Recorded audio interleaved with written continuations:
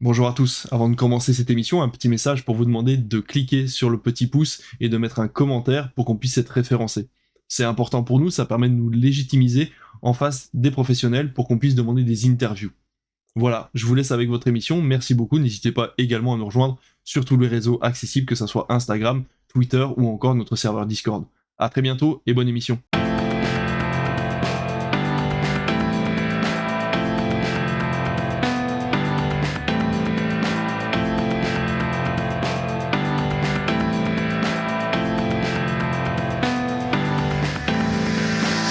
Salut David, comment ça va?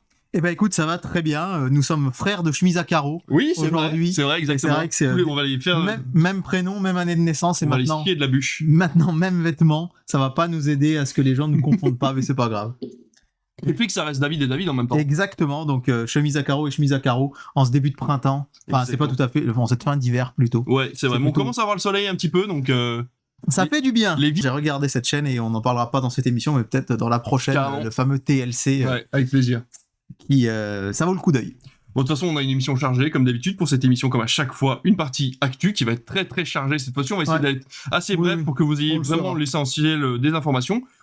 Un petit point audience des 15 derniers jours. Le sujet principal, on va faire le point sur les Césars qui a eu lieu le 23 février dernier. Et on finira avec le programme et nos super duels du dimanche. Alors, je sais pas ce qui est prévu, tu le sais pas non plus, je suppose. Je ne comme sais pas d'habitude. non plus, j'ai préparé tout le programme, sauf les duels du dimanche, Ah, pour qu'on les fantastique. découvre ensemble. Fantastique. On aura effectivement aussi, il faudrait que je le rajoute en plus parce que effectivement je n'ai pas fait mes recherches parce que je fais très mal mon travail, mais on a également les sorties ciné et les sorties plateforme puisqu'on le rajoute maintenant en fin de programme si on a le temps.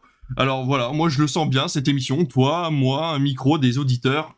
Je suis aux anges. Le seul truc qui me gonfle en ce moment, c'est les posts de news qui te disent tel acteur sera le prochain Batman ou Superman si on lui propose. C'est vrai. Je trouve ça relou vraiment ces news là. Je voulais en parler un petit peu juste avant le podcast parce que vraiment je ne vois que ça en ce moment, des interviews d'acteurs qui disent ah bah oui je serais ravi de. Alors tu vois le gros titre machin va devenir le prochain Batman. Entre parenthèses, si on lui propose, bah oui, forcément, comme n'importe quel acteur, quoi. Moi aussi, si on me le propose, j'y vais. Bah voilà, Alors, Netflix sera sur TF1 si on lui propose, hein. J'en appelle à tous les sites qui veulent relayer l'information. Non, et c'est vrai que ce qui est un peu frustrant, je trouve, d'une manière générale, ça a toujours été, hein, mais c'est vraiment ce qu'on appelle un peu trivialement le putaclic. C'est ça. Mais alors, combien de fois moi maintenant je ne clique plus du tout quand je vois que c'est une source qui a l'air un truc un peu bizarre, Ouais, mais le moi, c'est nombre de pareil. gens que je vois cliquer, et en fait je me dis c'est beaucoup plus rentable que des infos fiables en fait. Complètement, ouais, Et c'est ça qui est hyper frustrant je trouve, c'est de voir vraiment ces gens qui cliquent et du coup ça fait de l'audience à ce genre de site, et du coup on a plein d'infos comme ça, et je te rejoins complètement dans ce, dans ce genre de... C'est pas du fake news, on peut pas les accuser de mentir, Non, mais c'est de la rumeur, mais quoi. c'est très mal tourné, et C'est c'est vrai. quand même c'est quand même un petit peu... ça pose question. En tout cas, nous, des news, on en a des vrais, Oui. et c'est parti. On a même des recommandations avant. En tout cas, nous, des news, on en a des vrais, mais d'abord, on a nos recos. Qu'est-ce que c'est ta reco de la semaine, David? Eh bien, j'en ai deux recommandations. Comme d'habitude. Comme très souvent. Et il faut dire que là, autant des fois, je me creuse la tête en me disant qu'est-ce que j'ai vraiment aimé ces 15 derniers jours. Là, il y avait trop de choses. J'ai vu, j'ai lu, j'ai joué, j'ai écouté beaucoup trop de choses qui Mais m'ont c'est plu. pareil, c'est pareil, c'est pareil. Donc, je vais C'est le m'en soleil, ça. tenir vraiment à seulement deux recommandations cinéma. Et le premier, c'est Le règne animal. Ah, Il était temps, vous allez me dire, puisque rappelons que Le règne animal est sorti début octobre. Je n'avais pas eu l'occasion de le découvrir dans notre salle lorsqu'il est passé. Pourtant, il est passé, et puis il est repassé pendant le festival Télérama, mais j'ai pas eu l'occasion de venir à ce moment-là. Et donc, lors de ma semaine marseillaise la semaine passée, je me suis dit, tiens, mais si j'allais voir Le règne animal, j'ai vu qu'il passait, et ça a été un énorme coup de cœur. J'ai adoré ce film, avec des moyens dithyrambiques pour un film français. On rappelle quand même, quand on est à la lisière de la science-fiction, le principe c'est, dans un futur dystopique, mais dans un futur relativement proche, une épidémie transforme certains humains en animal. On ne sait pas pourquoi ils se transforment, on ne sait pas exactement comment ils se transforment, ils sont tous en diverses espèces, et on suit donc Romain Duris au début du film, dont la femme a été transformée en animal, et qui va devoir être transférée vers un centre dans le sud-ouest de la France. Et ce film a été pour moi un immense coup de cœur. Je me suis pris une claque de 2h06 dans les dents.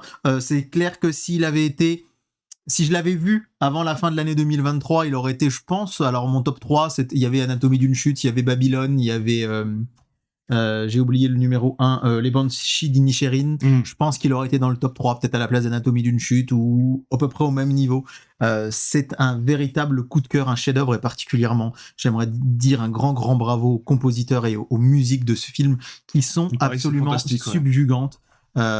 C'est vraiment un film, je vais chercher le nom du compositeur parce qu'il faut que je vous le dise quand même. Je ne le connais pas son nom, donc autant que je le trouve pour saluer son travail. C'est Andrea Laszlo de Simone. C'est incroyable. Et donc, chose extrêmement rare, je suis allé par la suite à la Fnac à Marseille, et qu'est-ce que j'ai trouvé ? J'ai trouvé le Blu-ray, puisque c'est rare que j'aille voir un film au cinéma qui soit déjà disponible. Et j'ai acheté le Blu-ray, et j'aimerais dire à tout le monde à quel point il faut acheter des Blu-ray. Je me suis dit, j'ai hésité à me le prendre, et je voulais le partager avec ma compagne, puisqu'elle n'avait pas pu venir le voir avec moi au cinéma, et je me suis dit, ça fait longtemps que je ne me suis pas acheté un film en Blu-ray dès sa sortie. En général, j'attends qu'il baisse un peu de prix, mais quitte à soutenir le format physique, autant l'acheter en vrai. Et du coup, je l'ai revu une deuxième fois une semaine après. D'accord. Donc, dès que j'ai reçu le Blu-ray, j'ai dit allez, on le regarde. Et le charme a toujours opéré. Et surtout, pourquoi je vous parle c'est Paul, j'ai oublié de vous dire le nom de Paul Kircher qui joue le fils de Romain Duris, qui est étincelant dans le film. On a aussi Adèle Exarchopoulos et on a toute une équipe d'acteurs et d'actrices, mais c'est vrai que son fils joue particulièrement bien. On y reviendra peut-être tout à l'heure. Je suis un peu déçu qu'il n'ait pas eu de César parce que je pense qu'il l'aurait largement mérité, mais surtout c'est une ode au Blu-ray. Alors ce Blu-ray là, c'est l'édition simple, il existe en version 4K plus Blu-ray. Moi j'ai choisi l'édition normale vu que j'ai pas de 4K, mais surtout, ce qui est génial, je ne le dis pas assez, je trouve, c'est les bonus. Les bonus, vraiment, on a regardé le film mercredi soir, et ensuite on a lancé les bonus avec notamment les making-of. On a une interview de Thomas Caillet, le réalisateur, une interview de Romain Duris, une interview de Paul Kircher, et on a un dialogue entre le réalisateur et une biologiste. Et en fait, ne serait-ce que sur les effets spéciaux, on voit qu'ils ont démarché toutes les personnes en France qui font des effets spéciaux, puisque c'est à peu près moitié effets numériques, moitié animatronique. Et c'est incroyable le nombre d'infos que j'ai appris. Et je me dis, franchement, passer à côté de ça, c'est hyper dommage. Et ça, sur les plateformes, vous les avez pas, les bonus. Vous avez pas tout ça. Et c'est beau de soutenir le cinéma français, aller voir ce genre de film. Et puis, c'est beau qu'ils sortent encore en Blu-ray. On rappelle qu'il y a beaucoup de films qui ne sortent plus qu'en DVD, en format physique, parce que ça coûte trop cher à produire. Et j'ai vu qu'il était dans le top des ventes Blu-ray d'Amazon. C'est super. Donc, c'est chouette. C'est vraiment ma première recommandation. Et je pense qu'on en reparlera au moment des Césars, mais Le règne animal, c'est absolument génial. Et j'ai hâte de le voir, tu vois, je l'ai loupé aussi pendant le festival Télérama, j'ai loupé quand on l'a passé la première fois. Mais t'as un ami qui va peut-être te prêter le Blu-ray. Il serait si gentil. Tiens. Il faudrait que je l'appelle. Et ta deuxième reco, du coup, c'est quoi ?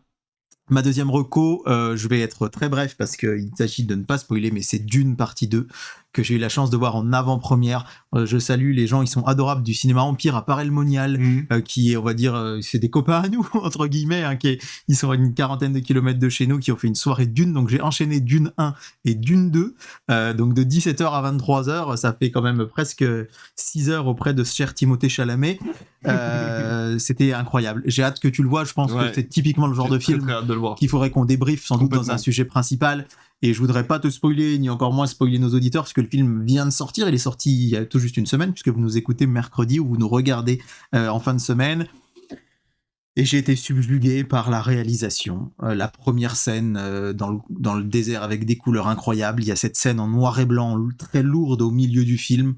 Il y a cette scène finale avec des plans en ombre, de la lumière. Bref. Je voudrais pas trop en dire, mais pour moi, Denis Villeneuve, c'est vraiment sans doute un peu le nouveau Spielberg, dans le sens où il arrive vraiment à conjuguer l'arrêt-essai, on va dire le cinéma pointu d'auteur, plutôt devrais-je dire, et le blockbuster. Il y a une réflexion dans l'image et dans le son, il y a autant que de l'action. Il y a une réflexion dans l'image et dans le son incroyable. Chaque plan, parfois je me sortais un peu de l'histoire en me disant, mais regarde, quel génie il a eu de placer la caméra là, de faire jouer les acteurs de telle manière. Alors, on est sur la suite du premier tome, on rappelle que ça englobe le premier livre, le premier roman, donc voilà, un peu comme le premier film peut avoir une partie peut-être un petit peu finale qui était peut-être un peu moins dans l'action. Là, c'est le cas un petit peu aussi au début, mais c'est un grand aussi, crescendo. Ouais, il y a pas mal de politique, sans doute moins peut-être que ce qui pourrait venir par la suite en adaptation des prochains romans. Je veux pas vous en dire plus, mais juste courez en salle parce que l'expérience elle est folle. Alors en plus, c'est vrai qu'apparaît, c'est une salle 4K avec Atmos, ouais, la totale. Je suis arrivé assez tôt, donc j'ai vraiment pu me mettre dans une place super bien. On était avec l'ami Sylvain s'il nous écoute, il était avec moi et donc Maëva, et on était dans une partie où il y avait juste 3 sièges, et c'est-à-dire que il y a des rangées, et puis au milieu de la salle il y a des petits groupes de 3. Donc on s'est mis dans un petit groupe de 3 en plein milieu, on pouvait étaler nos jambes, on avait l'impression que c'était une séance privée presque. Ah, c'est bien. Et donc enchaîner les deux, c'était cool parce que j'avais pas revu le 1 depuis le cinéma, et je m'étais dit je me referais le Blu-ray puisque j'ai le Blu-ray à la maison. Ouais, pareil. Et là du coup je me dis j'ai envie de voir les bonus maintenant du Blu-ray. Mais c'est passé super vite, 6 heures de Denis Villeneuve sur grand écran enchaîné, c'était juste trop bien. Donc allez voir Dune 2, je pense que voilà, vous serez pas déçus. C'est du grand cinéma de 2024. Ouais, mais vraiment, on se dit là, on paye sa place de cinéma, mais on en a pour son argent. C'est le cas aussi pour Le Règne animal, hein. Mais là, vraiment, avec ce son, cette image, pour moi, c'est vraiment chef-d'œuvre Dune 2. Je pense que tu l'as très bien vendu, en tout cas. Moi, mes recos, alors ma première reco, ça va être... alors, c'est que de la plateforme, pour le coup, moi, ce sera pas du cinéma. La première, donc du coup, ça s'appelle Appartement 404, c'est sur Prime Video. J'ai découvert ça par hasard, parce que Prime me le mettait en avant plusieurs fois, et je me suis dit, c'est vrai qu'en ce moment, je suis un peu dans mon mood coréen, j'écoute un peu de K-pop, etc. Donc j'ai regardé Appartement 404, c'est une télé-réalité coréenne, où en fait, 1, 2, 3, 4, 5, 6... personnalités coréennes sont envoyées dans un appartement, mais pas n'importe quel appartement, puisqu'il c'est un appartement qui remonte le temps. Dans le sens où ils vont choisir une année, et dans cette année, s'est déroulé un événement spécial pour la Corée, en rapport avec la politique coréenne de cette année-là, et ils vont devoir résoudre un mystère. Donc par exemple, la première émission se situe en 98, donc tout se passe en 2024, mais l'appartement est reconstitué comme en 98, D'accord. et il s'est passé quelque chose dans ce lot de bâtiments. Il y a eu apparemment un objet qui a été trouvé dans les fondations du bâtiment lors de sa construction et qui est resté sur place puisqu'il n'avait pas le temps de le déterrer. Et ensuite, cet objet, cette chose a été volée. Ces 6 personnalités vont devoir trouver ce qui a été volé et par qui. Et tout ça est reconstitué avec des acteurs, avec des PNJ, des personnages non joueurs en gros. Et en plus de ça, ils vont devoir faire des mini-jeux un peu rigolos pour pouvoir avoir des indices pour pouvoir continuer. Donc c'est une espèce de mélange entre Fort Boyard, Koh-Lanta, voilà, il y a plein de choses comme ça. Mais ce qui est très intéressant, c'est surtout que on va en apprendre beaucoup plus sur la Corée. Par exemple, on apprend qu'en 98, il y avait une grosse hausse de la spéculation sur les appartements coréens. En fait, la Corée est un des pays qui a le plus d'appartements au monde.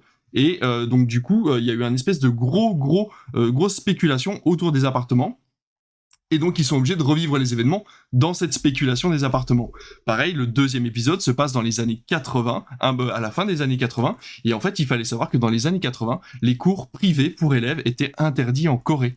C'était interdit de faire des cours privés pour les élèves, parce que pour l'équité, en fait, pour éviter que les gens trop riches puissent payer des cours à leurs enfants et qu'ils puissent atteindre les universités à la place des gens qui avaient moins de moyens, les cours privés étaient interdits.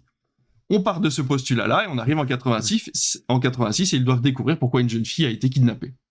Donc voilà, et c'est vraiment hyper drôle. Alors attention, c'est pas disponible en français, c'est disponible uniquement en coréen sous-titré français, mais par contre c'est très très drôle. Il y a énormément de très bons moments, on apprend plein de choses et c'est très drôle de voir surtout le montage à la coréenne. Ça va être des montages où on va voir 3 fois la même action mais sous 3 angles différents, un peu comme une action de football. On va voir plein de moments où ils vont monter le truc. Alors on voit toutes les ficelles, mais en fait on se laisse porter. Il y a plein de moments où on voit que tout ça est monté, en fait, que tout est fake un petit peu, mais finalement, on se laisse porter par le truc. C'est vraiment, j'ai passé un excellent moment. Chaque épisode dure 1h30. C'est vraiment une grosse émission, comme si on passait une soirée devant la télé, quoi. Et enfin voilà, j'ai vraiment, vraiment adoré. J'adorerais que ce concept arrive en France, parce que j'adorerais en apprendre plus sur la France et sur des petites histoires qui font la grande, et en même temps de voir ces personnalités qui vivent un petit truc à l'intérieur, et j'ai trouvé vraiment l'idée super super bonne, quoi. Bon bah ça fait très envie, encore une fois, mais je vais arrêter d'écouter tes recos, parce qu'après je regarde la reco, mais je peux pas la citer comme reco, vu que c'était déjà ta reco. Mais voilà. Vrai. Et puis en plus, on en a parlé parce que j'ai une proche qui est très fan aussi de culture coréenne, et qui m'a dit que c'était super bien. C'est vrai. Mais sans entrer dans les détails que tu m'as donné là, donc bon, bref.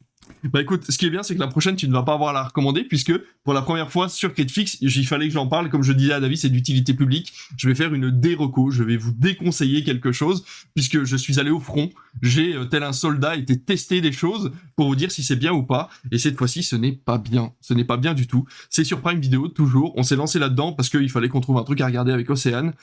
Et on a commencé Influence, l'agence derrière vos écrans. C'est un documentaire à l'instar de ce qu'ils ont fait avec Squeezie ou avec Orelsan, et on va suivre une agence d'influenceurs, la plus grosse agence d'influenceurs française, qui est tenue par Diego El Glaoui, et qui est le mari par la même occasion, ainsi que le chef, enfin de Iris Mitnar. Oui, voilà. Mitnar. Voilà, Mitnar. Ah, pour une fois que c'est pas toi qui m'apprends à dire Florence Pugh, Reese Witherspoon. Eh ben, je suis content de t'apprendre qu'on dit Mitnar. Mitnar, donc Iris Mitnar, du coup, qui est maintenant influenceuse, qui a été Miss France ainsi que Miss Univers. Et donc, du coup, je me suis dit, c'est pas mal, parce que je vais en apprendre plus sur l'influence. Moi qui ai un mauvais avis sur l'influence, je vais pouvoir peut-être changer d'avis. Ça va être très intéressant. Eh bien, pas du tout. Ça ne change pas mon avis, ça le renforce sur le fait que ces personnes n'ont absolument aucun droit et que malheureusement, elles ont la mauvaise image. C'est mérité. C'est mérité, malheureusement, cette mauvaise image. Et tout est monté, tout est fake dans le documentaire. Autant il y avait un naturalisme en fait chez Orelsan et chez Squeezie qu'on n'a pas du tout dans ce documentaire qui s'appelle Influence. On sent que tout a été maîtrisé de bout en bout, qu'aucun mot ne dépasse. Il y a énormément de mise en scène en fait dans certains dialogues entre les personnages. C'est très très très mauvais. Iris Mitnar, du coup, par contre, elle est très naturelle justement dans ce documentaire. C'est la seule personne finalement qui ressort un peu du lot, qui nous permet un petit peu de voir l'envers du décor. Mais sinon, tout le reste, vraiment, il y a rien à en tirer. Ils essayent de récupérer, en fait, on sent qu'ils essayent de tirer un petit peu la couverture en se disant on va essayer de récupérer des personnes qui pensent du mal de nous, et en fait on ne fait que renforcer la vie qu'on a déjà sur ces gens-là, c'est-à-dire qu'ils utilisent le capitalisme pour vendre des objets à des personnes qui n'ont rien demandé, quoi. On suit la vie de personnes qui vous vendent des objets en permanence. Chacune de leurs stories est un arrangement commercial avec une marque, et plus rien n'est vrai là-dedans. Et c'est vraiment dommage, on les voit en permanence sur leur téléphone. Ils sont une dizaine autour d'une table dans un grand restaurant avec des plats que tu ne pourras jamais te payer, et la seule chose qu'ils font, c'est le prendre en photo, quoi. Et vraiment, je vais aller jusqu'au bout parce que il y a un petit peu c'est très j'ai ce défaut de complétion. Il faut que j'aille à la fin des choses pour comprendre vraiment et voilà, y aller jusqu'au bout. Mais je vous le déconseille vraiment. Influence, l'agence derrière vos écrans, c'est très mauvais. Est-ce que le documentaire est bien fait quand même? Non, c'est ça le problème. C'est ça aussi. C'est ça le problème. Tu n'aimes pas les influenceurs. En fait, moi, ce que j'aime bien dans le documentaire, j'ai vu d'ailleurs Vivre avec les loups il y a pas longtemps. J'aurais pu vous en parler. C'était une de mes recos à la base, qui est un très joli documentaire, très naturaliste, avec des très beaux plans faits avec des caméras fixes. La caméra bouge très peu et pourtant les plans sont magnifiques. Là, les plans sont trop travaillés. Il y a des flous comme si on était sur un téléphone. C'est du préfabriqué. Les gens se parlent d'un téléphone à l'autre, alors que, en fait, si on a suivi le documentaire, ils sont à un bureau l'un de l'autre et ils se parlent par téléphone parce que la conversation faisait mieux comme ça, quoi. Là, ils nous font tout un épisode sur Cannes et sur la montée des marches de Cannes, à quel point c'était stressant, mais en fait, on n'y croit pas. On n'y croit pas parce qu'en fait, nous, petit peuple, on s'en fout, en fait. On s'en fout d'être stressé parce que ta robe, elle a un pli en trop, ou parce que, en fait, tu vas devoir y aller à pied plutôt qu'en voiture parce qu'il y a un cortège. On est stressé par bien d'autres choses, nous, dans notre quotidien. Mais c'est ça, et du coup, en fait, on n'y croit pas, et c'est vraiment, vraiment dommage. Alors, encore une fois, on vous invite à la limite à aller le voir pour nous donner votre avis là-dessus, mais vraiment, si vous avez d'autres choses à regarder, regardez d'autres choses, parce que ça n'en vaut pas la peine. Et je sais que c'est assez rare qu'on fasse des recommandations, mais là, je pense qu'il fallait vraiment en parler, parce que c'est la première fois que je vois un truc aussi désagréable pour ma petite personne sur Prime Video, et voilà, c'est assez rare. Souvent, je regarde du bon contenu, mais là, c'est pas le cas. Je crois que tu as bien travaillé ton conducteur, tout est prêt pour aujourd'hui. Mais je vais te proposer éventuellement de le modifier un peu. Ouais, si tu veux. Est-ce que ça t'embête si on passe tout de suite aux audiences? Non. Parce que toutes les audiences sont sur mon ordinateur et je n'ai plus que 10% de batterie. Donc, ça pourrait être une idée. Écoutez, ouais. Et puis comme ça désolidarise un peu le bloc télé, c'est bien. Ouais. C'est pas toujours au même endroit, au même moment. Bah écoute, on fait comme ça. On va d'abord parler des audiences à ce moment-là. Comme ça, ce sera fait et j'espère que ça ne gênera pas nos auditeurs. Je pense que dans tous les cas, tout ça est chapitré sur YouTube. Donc si vous voulez, vous pourrez le regarder dans le sens que vous voulez. Alors David, nous sommes non pas en sneakers, non pas en Twix, non pas en Milky Way, mais en Mars. Et oui, effectivement. Et comme nous sommes en Mars, Et ça repart. je me dis tu l'avais préparé celle-là pas du tout. tout. Ok. C'est toujours ça le problème Ta avec moi. capacité C'est que d'improvisation m'étonne. comme j'improvise à chaque fois, je ne sais jamais par avance si ce sera bon ou pas. Et Ouais. c'est bien là le souci. Je me disais que quand on fait les émissions au début de mois, ça pourrait être cool de faire un petit point rapide sur les audiences mensuelles Ouais. des grandes chaînes, puisque est sorti aujourd'hui le classement des chaînes télé des audiences pour le mois de février. Je salue d'ailleurs un compte Twitter qui est encore au début de son existence, qui s'appelle Julien Hutt, ou Hutt, H-U-T, je ne sais pas comment ça se prononce.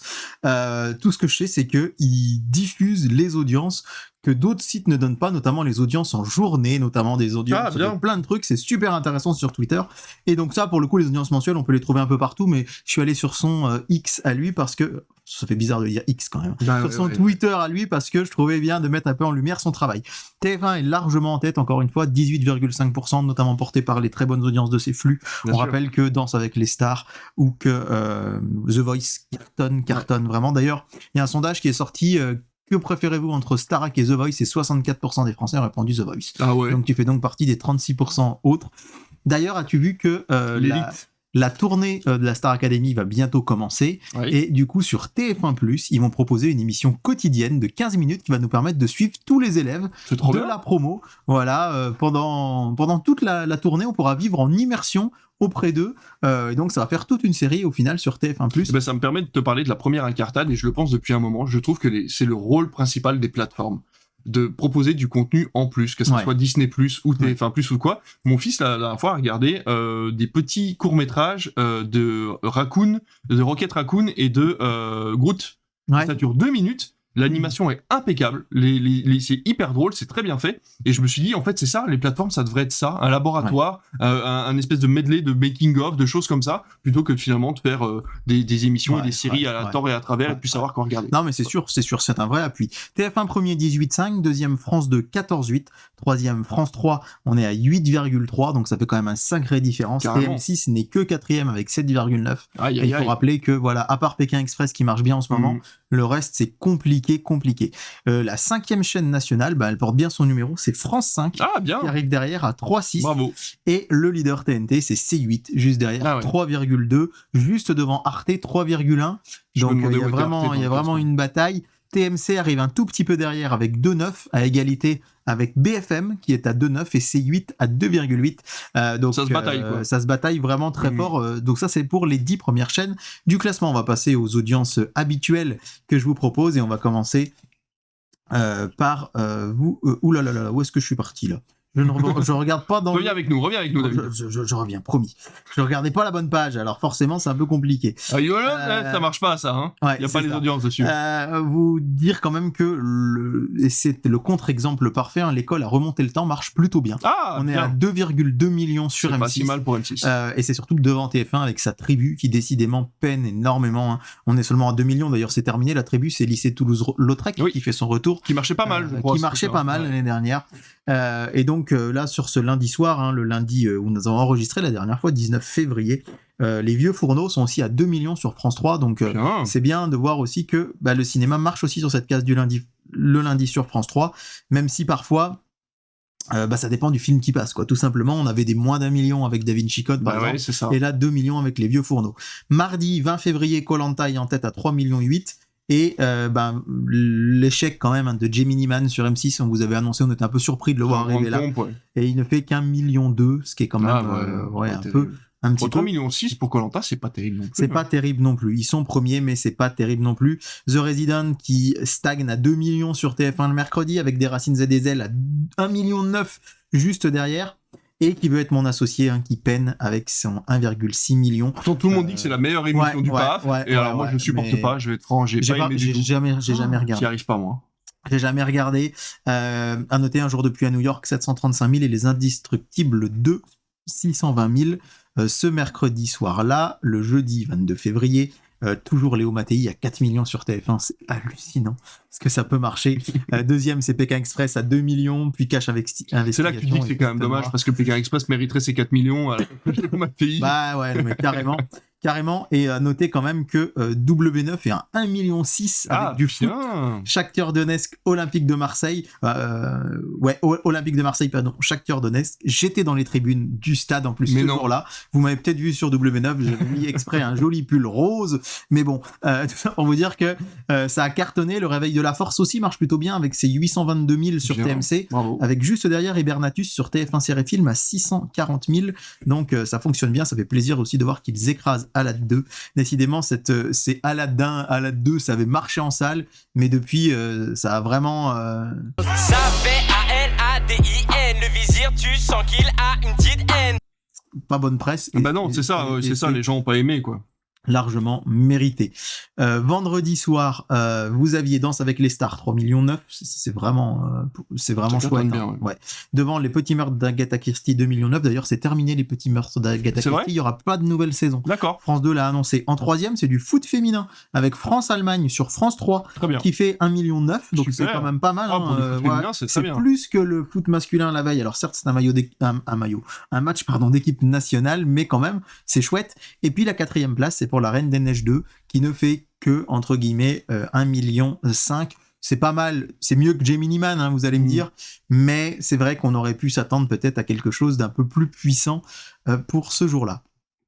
Samedi soir, alors, Meurtre à Bayeux. Samedi combien ? Pardon, oui, je veux que je vous dise les jours, parce qu'on fait 2 semaines maintenant, samedi 24 février, c'était Meurtre à Bayeux largement en tête, 4 millions, mais The Voice tient bien à 3,7 millions, et 100% logique qui remonte.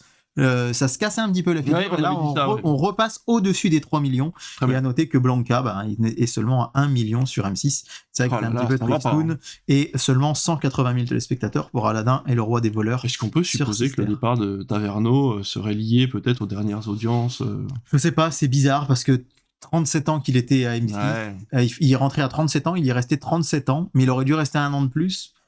Je pense pas parce qu'il... Enfin, je sais pas, c'est difficile, on n'est pas dans la tête des gens, mais... On ne fait pas de rumeurs, on vient de le dire au début de l'émission, mais c'est vrai que la corrélation est quand même... Ouais, c'est vrai qu'en ce moment, ça va pas fort. Est-ce que tu avais vu le résultat d'audience du premier duel du dimanche soir entre Mes Très Chers Enfants et Tous en Scène 2 ? Alors, il me semble que c'est Mes Très Chers Enfants qui avaient gagné. Qui est en tête, et largement, il monte à la 2e place de notre classement des meilleures audiences des duels du dimanche soir, puisqu'ils font 4,7 millions. Waouh, c'est énorme, 4,7 millions. Pour France 2, c'est énorme. C'est énorme. Alors, on rappelle que c'est les bronzés font du ski qui sont premiers, mais 4,7 millions contre seulement 2,2 millions pour Tous en Scène 2. C'était prévisible. Alors, c'était prévisible. C'est vrai que c'est un peu triste. Moi, je me dis pour les plus jeunes, pour les enfants, parce que du coup, on risque de voir un petit peu moins peut-être de films d'animation en prime à la télé pendant les vacances. En tout cas, pendant ces vacances-ci. Mais bon.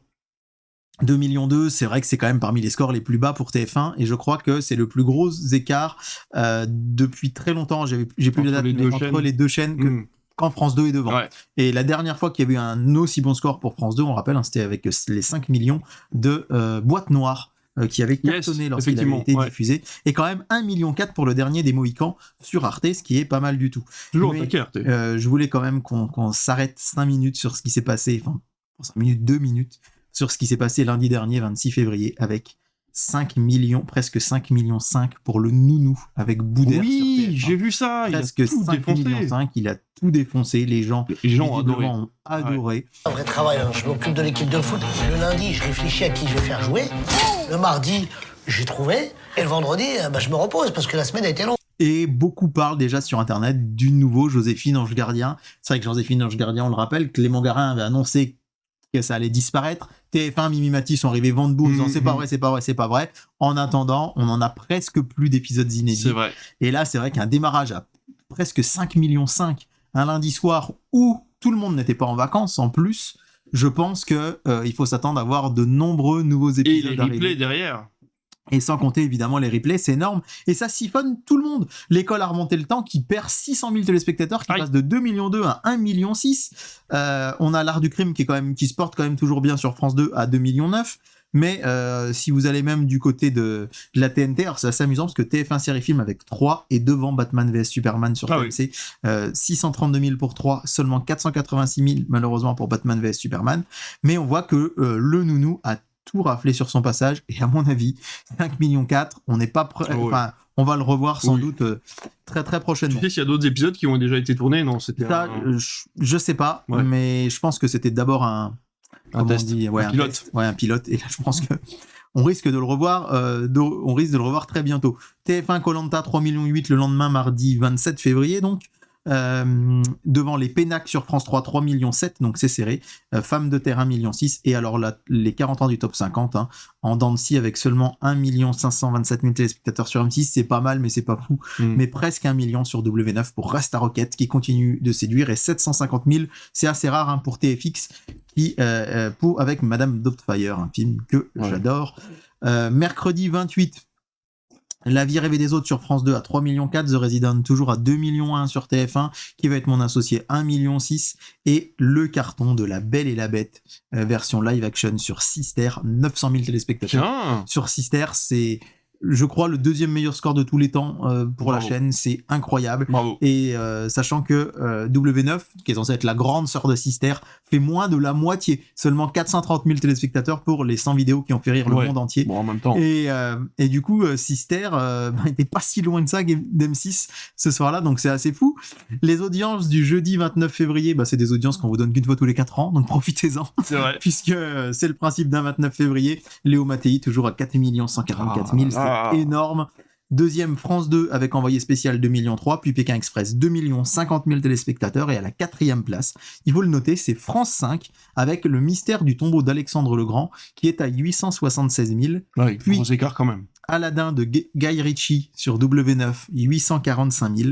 Et tu as peut-être remarqué qu'il manquait une grande chaîne, c'est France 3, qui n'arrive du coup qu'à la 6e place de la soirée avec les 31e victoires de la musique classique. On vous l'avait dit, on vous l'avait annoncé malheureusement, mais c'est seulement 800 000 téléspectateurs pour France 3 en prime, à égalité presque, avec Star Wars 8 qui est à 790 000 sur TMC, donc voilà, ils savent qu'ils vont pas faire d'audience avec ça, mais c'est aussi une mission du service public, et quand même 800 000 personnes qui s'intéressent à la musique classique. C'est pas si mal. D'autant que visiblement les chiffres en replay sont plutôt corrects. Donc voilà, c'est plutôt une bonne nouvelle. Et puis ça, c'est une des audiences les plus attendues de toute l'année, l'audience des Enfoirés. Je sais pas si tu as vu le chiffre. Vendredi soir, Resto du Cœur, 8. Enfoirés 2004, on a 35 ans. Tu peux m'aller un peu au-dessus, 8 500 000. Bien, bravo. Les Enfoirés remontent vraiment, remontent en audience. C'était les 35 ans. C'était les 35 ans, et je vous avoue que moi, je suis pas forcément...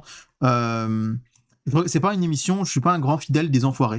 Je regarde de temps en temps des petits bouts, mais c'est vrai que c'est pas forcément le truc que je regardais le plus. Et là, pour ne rien vous cacher, avec ma chère et tendre, on avait prévu de se regarder un Blu-ray le soir, et on a dit on va regarder un petit peu les Enfoirés pour voir avant. Et en fait on est resté jusqu'au bout. On a trouvé le show vraiment bien fichu. Il paraît que c'était chouette, et même par moments très drôle. Alors c'est fou. Alors, Maëva, ma compagne, me dit, mais comment ça se fait qu'ils détruisent à ce point les Jeux Olympiques ? Le sketch sur les Jeux Olympiques était vraiment... Ils ont réécrit les chansons, des chansons très connues pour dire on se baignera pas dans la Seine, ton appart, je sais plus, ton appart, tu peux le sous-louer, t'as payé 1 000 € pour aller voir du taekwondo, c'était que des trucs comme ça. Et j'ai dit à Maëva, n'oublie pas que c'est France Télévisions qui diffuse et pas TF1. Ah, et que, du coup, yes! Il y a un joli tac là, mais vraiment, si tu peux revoir la séquence, il y a Antoine Dupont, star de l'équipe de France de rugby, qui a quitté le rugby à 15 pour 1 an pour faire du rugby à 7, puisque le rugby à 7 est épreuve olympique. Et donc, qui est venu pendant le sketch en disant c'est notre seule chance de médaille. C'est vraiment très, très marrant. Et je me suis dit, et sur les réseaux, alors, il y a plein de gens qui sont offusqués en disant ça doit être notre fierté, c'est les JO, on les détruit sur TF1. Moi, j'avoue que j'ai très hâte, je vais aller aux JO, je vais vivre les JO. C'est le rêve de ma vie de voir les Jeux Olympiques, mais je me suis quand même vachement marré. Je me suis dit, purée, c'est vachement bien pensé, c'était bien écrit. Et c'est vrai que il y a plus peut-être des leaders qui étaient Jean-Jacques Goldman à une époque, ou Minimati, mais on a d'autres personnalités qui émergent. Et je trouve notamment là Michael Youn, qui a été hyper présent sur tout le truc et qui nous a vraiment bien fait marrer. Patrick Fiori, Julien Clerc. Et pour la première fois de son histoire, le concert des Enfoirés est dispo en replay sur TF1+. Souvenez-vous, ça ne l'était pas avant, parce que pour que les gens achètent des DVD et des CD. Et alors là, je ne sais pas si du coup l'audience des pubs qui vont être sur TF1+ va être reversée. Ça, je ne sais pas. Il faudrait se renseigner. Je sais que certains avaient évoqué à une époque de le mettre en VOD. C'est-à-dire qu'il y a des gens qui achètent le DVD, des gens qui achètent le CD, ils pourraient acheter la VOD. Mais bref, 8,5 millions. L'année dernière, ça avait fait 8 millions. 2022, c'était le plus faible score, puisqu'on était à 7,9 millions.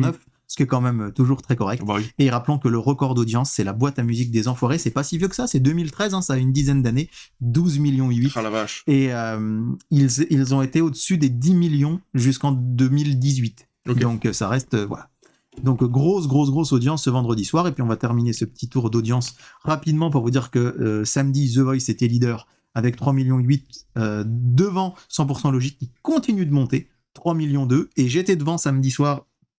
Et je me suis dit quand même, c'est vrai que c'est une émission que j'aime vraiment beaucoup. Et puis Blanca qui disparaît sur M6, un peu dans l'anonymat, avec tout juste 1 million. Et enfin, les audiences de dimanche soir. Dune ou Le Sens de la Fête, selon toi, David? Je t'écoute. Franchement, c'est dur. Je sais pas. Je dirais Dune quand même. Eh ben, c'est une victoire de Dune. Et quel beau score pour Dune qui passe les 4 millions de téléspectateurs. Alors ça, très c'était bien. une super 4 bonne millions pour nouvelle. de la science-fiction. 4 millions 36 000 Et 3 heures de film. Ouais, 24,1% de part d'audience.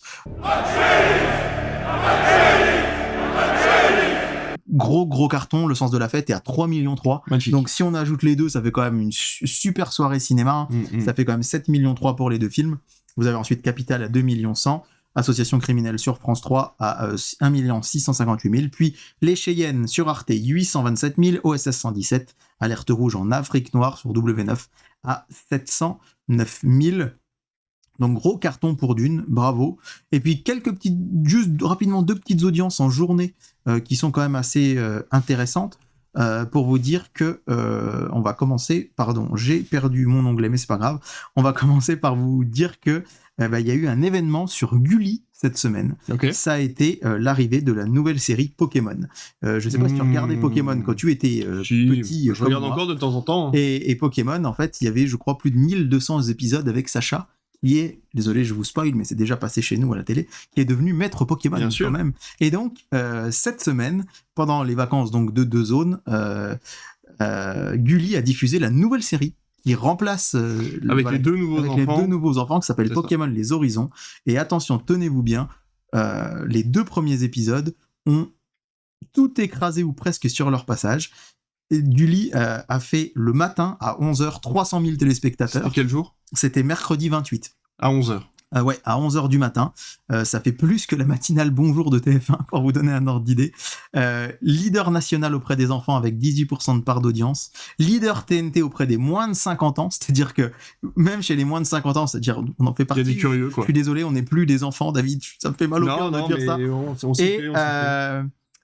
Et donc, c'est vraiment incroyable puisque c'est la 4e chaîne nationale sur l'ensemble du C'est public. génial. Gulli 4e, ça n'arrive jamais. Même en prime, ça n'arrive jamais. Je trouve ça bien. Et là, grâce à Pokémon, un matin à 11h. Et comme Mais moi, alors- je suis fan de Pokémon, je suis content de vous Alors, annoncer ça. moi, je me pose la question tout de suite parce que moi, regarde, mes enfants l'ont pas vu. Pourquoi? Ils étaient pas au courant. Je suis sûr que si mon fils avait été au courant, il se serait levé pour pouvoir le regarder. Comment les gamins ont été au courant que Pokémon, les 2 nouveaux épisodes passaient à ce moment-là? Alors, je pense qu'il y a ça. C'est-à-dire que Les gens achètent encore beaucoup ça? Les gens achètent encore beaucoup les programmes Ok. télé. Il y a le cas. Et puis, il y a aussi le fait que la bande-annonce a été multidiffusée sur Gulli. Ah, C'est-à-dire donc que les les enfants gens- déjà les enfants aficionados ont à eu la- Gulli. ont Ok. eu l'info. Et ça a été aussi diffusé sur M6, W9 et Sister, la bande-annonce. Parce que Gulli est une chaîne Ok, du donc, groupe. Si tu Donc, regardes en la fait, télé à un moment Si tu ou à un regardes la autre, télé, si tu lis le programme télé, ou si tu te promènes un peu sur les réseaux sociaux de ces chaînes-là, Eh oui. l'info était passée. Ok. Et il faut savoir que si vous êtes abonné à Canal et que vous avez Canal J, là, la saison est encore plus avancée, parce que je crois qu'hier soir passaient les épisodes 11 et 12. Ok. Donc c'est normal, hein, priorité Oui, bah aux oui, gens oui, qui payent, normalement. mais voilà, grosse audience. Et puis, enfin pour terminer, grâce justement à ce Julien Hutt, j'ai pu avoir les audiences de Tous en scène 2 qui a été diffusé le matin, Eh oui, souviens-toi. le lendemain. Le film a été diffusé, alors même pas le lendemain, la semaine d'après. Ah oui, C'est-à-dire que- c'est ça. Il est passé le dernier dimanche de février, alors on devait être le 25, si je dis pas de Mhm. bêtises, février, jeudi 22, vendredi 23, samedi 24, dimanche 25, bravo David. On était donc le dimanche 25 en prime time, et ce samedi, donc le samedi 2 mars, le film a été rediffusé sur TF1 entre 9h et 11h du matin, et ça a permis à la chaîne de faire 340 000 téléspectateurs, ce qui la place vraiment... Honnête. Ouais, c'est une place plus qu'honnête, puisqu'il y avait quand même 9% des 4 ans et plus Ah, qui étaient, enfin 8,4 pardon, des 4 ans et plus qui étaient devant Tous en scène 2, ce qui permet à nos 2 millions de l'autre fois de ramener l'audience complète à 2 Ah oui. millions 6, eh oui. ce qui est pas mal du tout. Voilà donc pour les audiences de des 2 dernières semaines écoulées. Et ton ordinateur Et j'ai encore un peu de batterie, donc c'est voilà, fantastique. Eh ben, écoute, c'était encore des audiences bien condensées, mais il s'est encore passé plein de trucs à la télévision, c'est fou. Il Hein. s'est passé énormément de trucs. Et des jours où finalement il se passe pas grand chose, on voit que le mercredi ça reste une journée où finalement il y a quasiment plus de bataille. Mais bon, The Resident est bientôt fini, je crois qu'il y a Doc qui revient bientôt, toujours une série médicale. Mais je crois que c'est européen, ça doit être italien, je crois. Doc, c'est ça, un truc comme ça. C'est ça, c'est italien. Bravo, mais disons que tu connais mieux la télé que moi maintenant. Ouais, t'as vu. J'apprends des plus grands. De Godzilla et de Kong. Regardez, exactement. Si vous voyez en live, regardez-moi ça comme c'est beau. Vivement. En parlant des plus grands, c'est toi qui vas nous annoncer du coup la première news. On va tout de suite passer à nos news.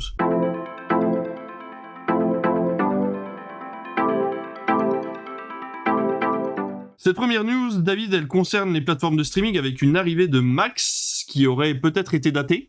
Ouais, alors on a dit qu'on parlait pas de rumeur tout à l'heure, là pour le coup c'est vraiment une rumeur mais qui a été relayée par Anaël dont on parle souvent qui est souvent Twitter, de bons et qui a souvent de très très bonnes infos. Ouais. Je sais toujours pas ce qu'il fait dans la vie cet Anaël, mais c'est vrai on va essayer de le contacter. Ouais, il est vraiment Anaël, si tu nous écoutes, à la pointe sur plein de choses et il se trouve que selon lui Max pourrait être annoncé début juin et débarquer chez nous dans la foulée aux alentours du 6 juin. Donc ce serait une véritable révolution parce qu'on le sait, la plateforme elle commence à arriver un petit peu partout. Le Pass Warner, alors en fait moi j'y suis abonné donc je vais régulièrement dessus mais j'ai pas l'impression que beaucoup de gens parlent souvent du Pass Warner. Je crois que son compte Twitter ne parle plus depuis un petit moment. Et c'est vrai que c'est peut-être pas. Il y a Prime qui fait de la pub parce que dans leur calendrier des sorties, il y a tout qui sort sur le Pass Warner. Et c'est vrai que moi, j'ai encore vu de belles surprises sur le Pass Warner ces derniers temps. Je n'ai pas pu vous en parler en reco, mais c'est vrai que que ce soit des séries, des films et des choses qui sont vraiment chouettes qui passent dessus. Mais en tout cas, Max pourrait arriver dès le mois de juin et on n'a absolument aucune info sur les tarifs, sur le contenu exact. Je pense notamment aux chaînes linéaires. Est-ce que le Pass Warner va continuer d'exister ?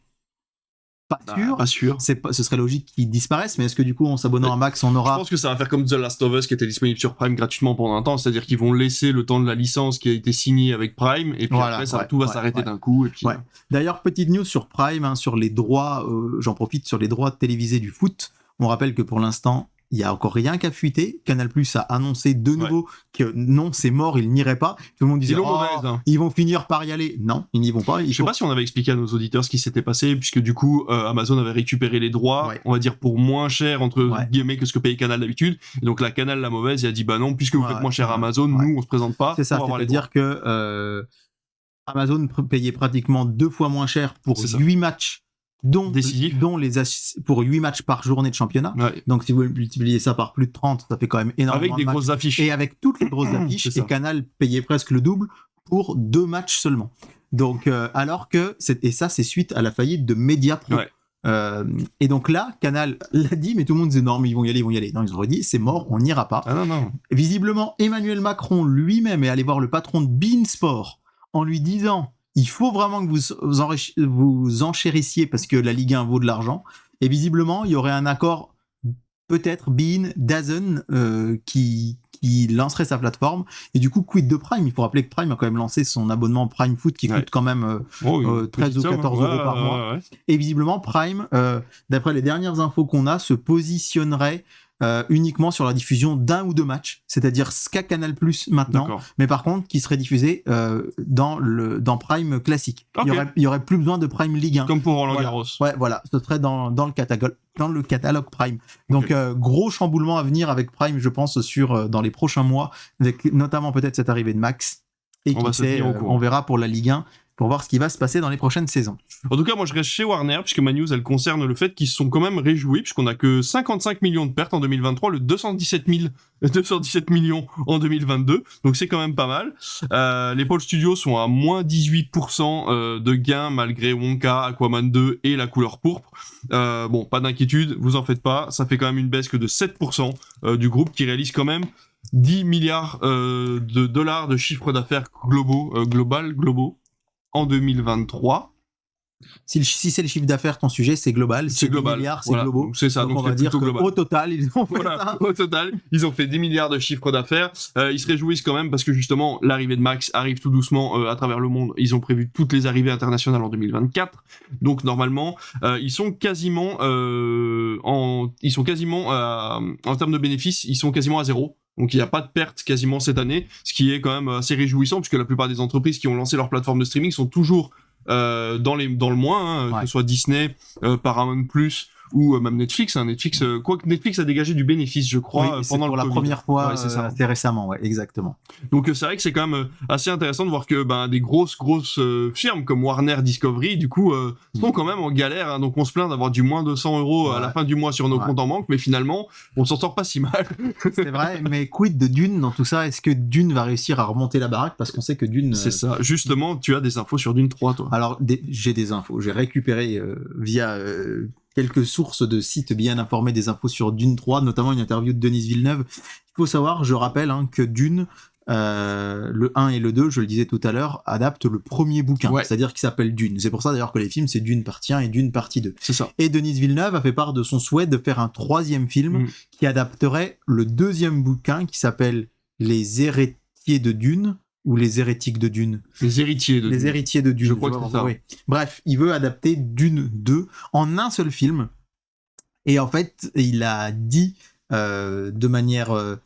on va dire dans une interview, mais c'était de manière détournée à Warner, qu'il en avait marre que dans le cinéma, en fait, ce soit la date de sortie qui ait un impact sur le film. Et en fait, lui, il est prêt à faire une suite à condition qu'on lui laisse le temps et qu'on lui dise pas il sort à telle date.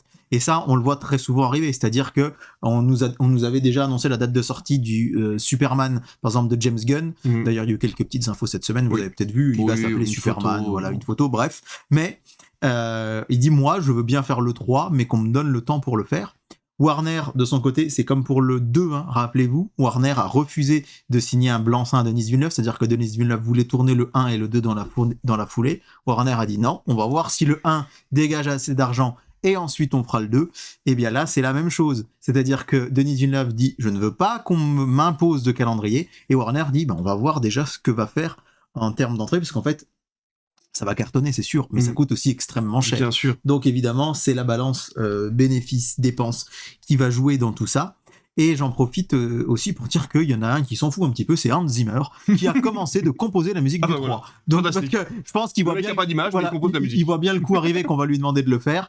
Et c'est vrai qu'on pourrait dire que c'est un peu anecdotique, parce que je pense que oui, il y aura un Dune 3, on en est certain, et j'espère qu'il y en aura un, parce que Dune, c'est 6 livres, mais l'arc Paul Atreides, c'est vraiment le 1 et le 2. Okay. C'est-à-dire qu'après, on va suivre plutôt la descendance ou des personnages lointains.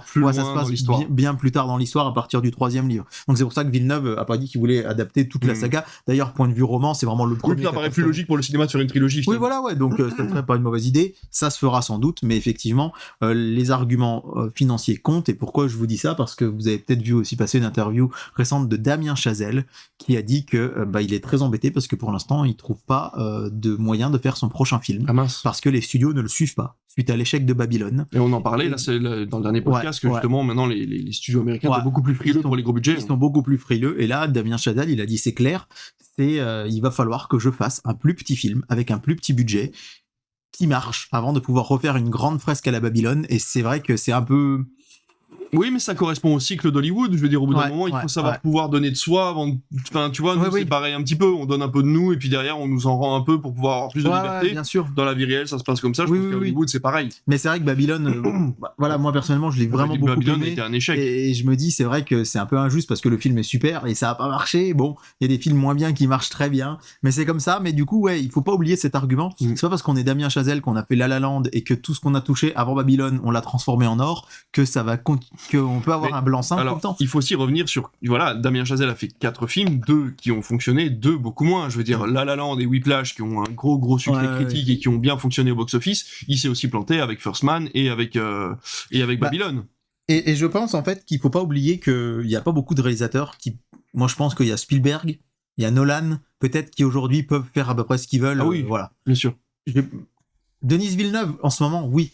Mais bon, je pense que si Spielberg se plante, il s'est jamais planté vraiment en termes de qualité pour moi, mais par exemple Pentagon Papers, ce que j'ai adoré, a pas marché très fort, mais c'est Spielberg. Il fait ce qu'il veut. On a bien vu que Nolan, il est parti de Warner, lui a dit non, vous suivez pas, il va chez Universal, il a le budget limité pour Oppenheimer.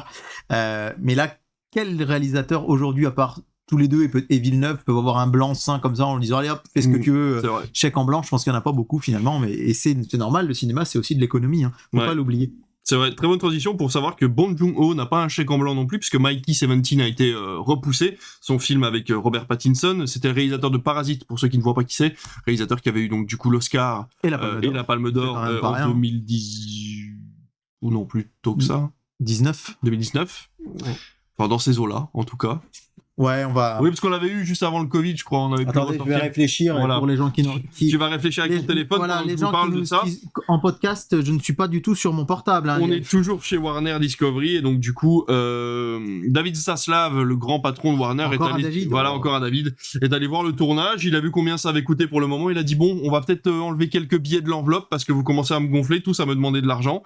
Donc pour l'instant, Bong Joon-ho est un petit peu embêté parce qu'il voudrait continuer son tournage et qu'apparemment on lui a un peu coupé les vivres.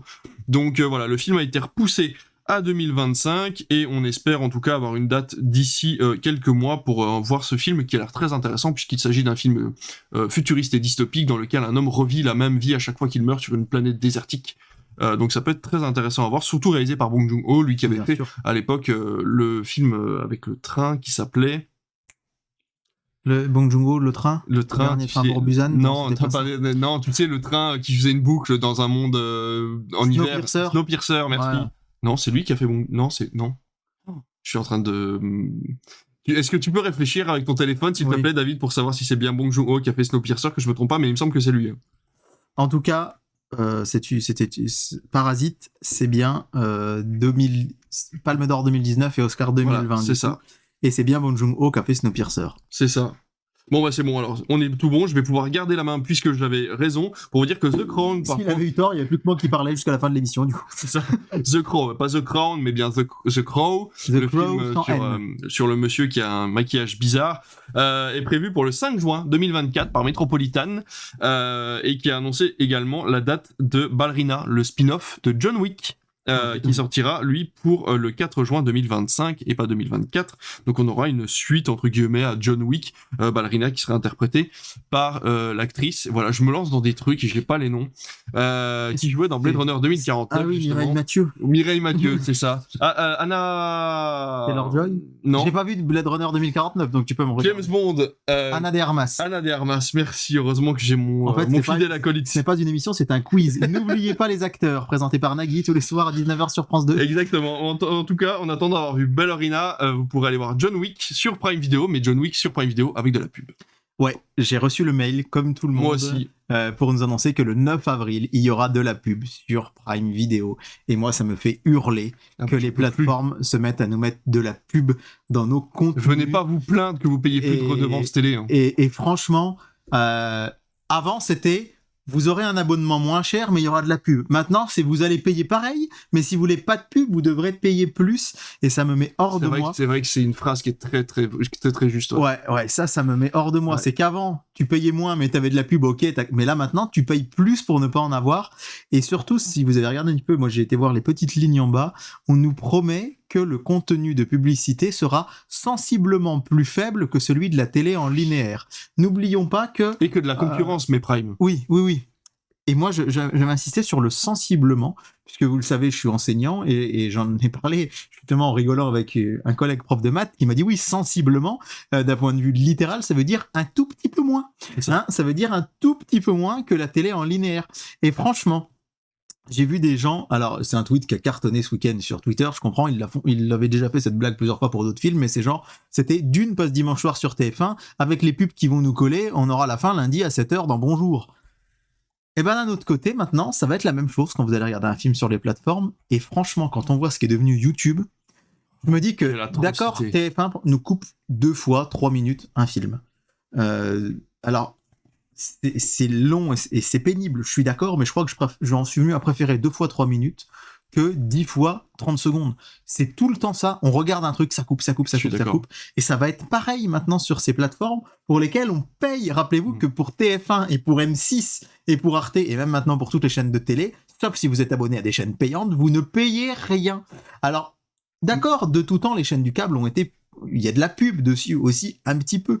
Mais là, moi, ça m'érise vraiment le poil de me dire que on est vraiment passé, encore une fois, j'insiste, de vous aurez de la pub, mais vous payerez moins cher, alors que maintenant, si vous allez payer autant, vous aurez en plus de la pub et il faudra rajouter quand même 2 € par mois pour pas avoir Et de c'est pub. pareil partout, tu le vois sur Twitch, t'arrives sur une page Twitch pour regarder une chaîne, si tu n'as pas de bloqueur de publicité, il est marqué, regardez cette pub jusqu'au bout pour soutenir votre Twitcher.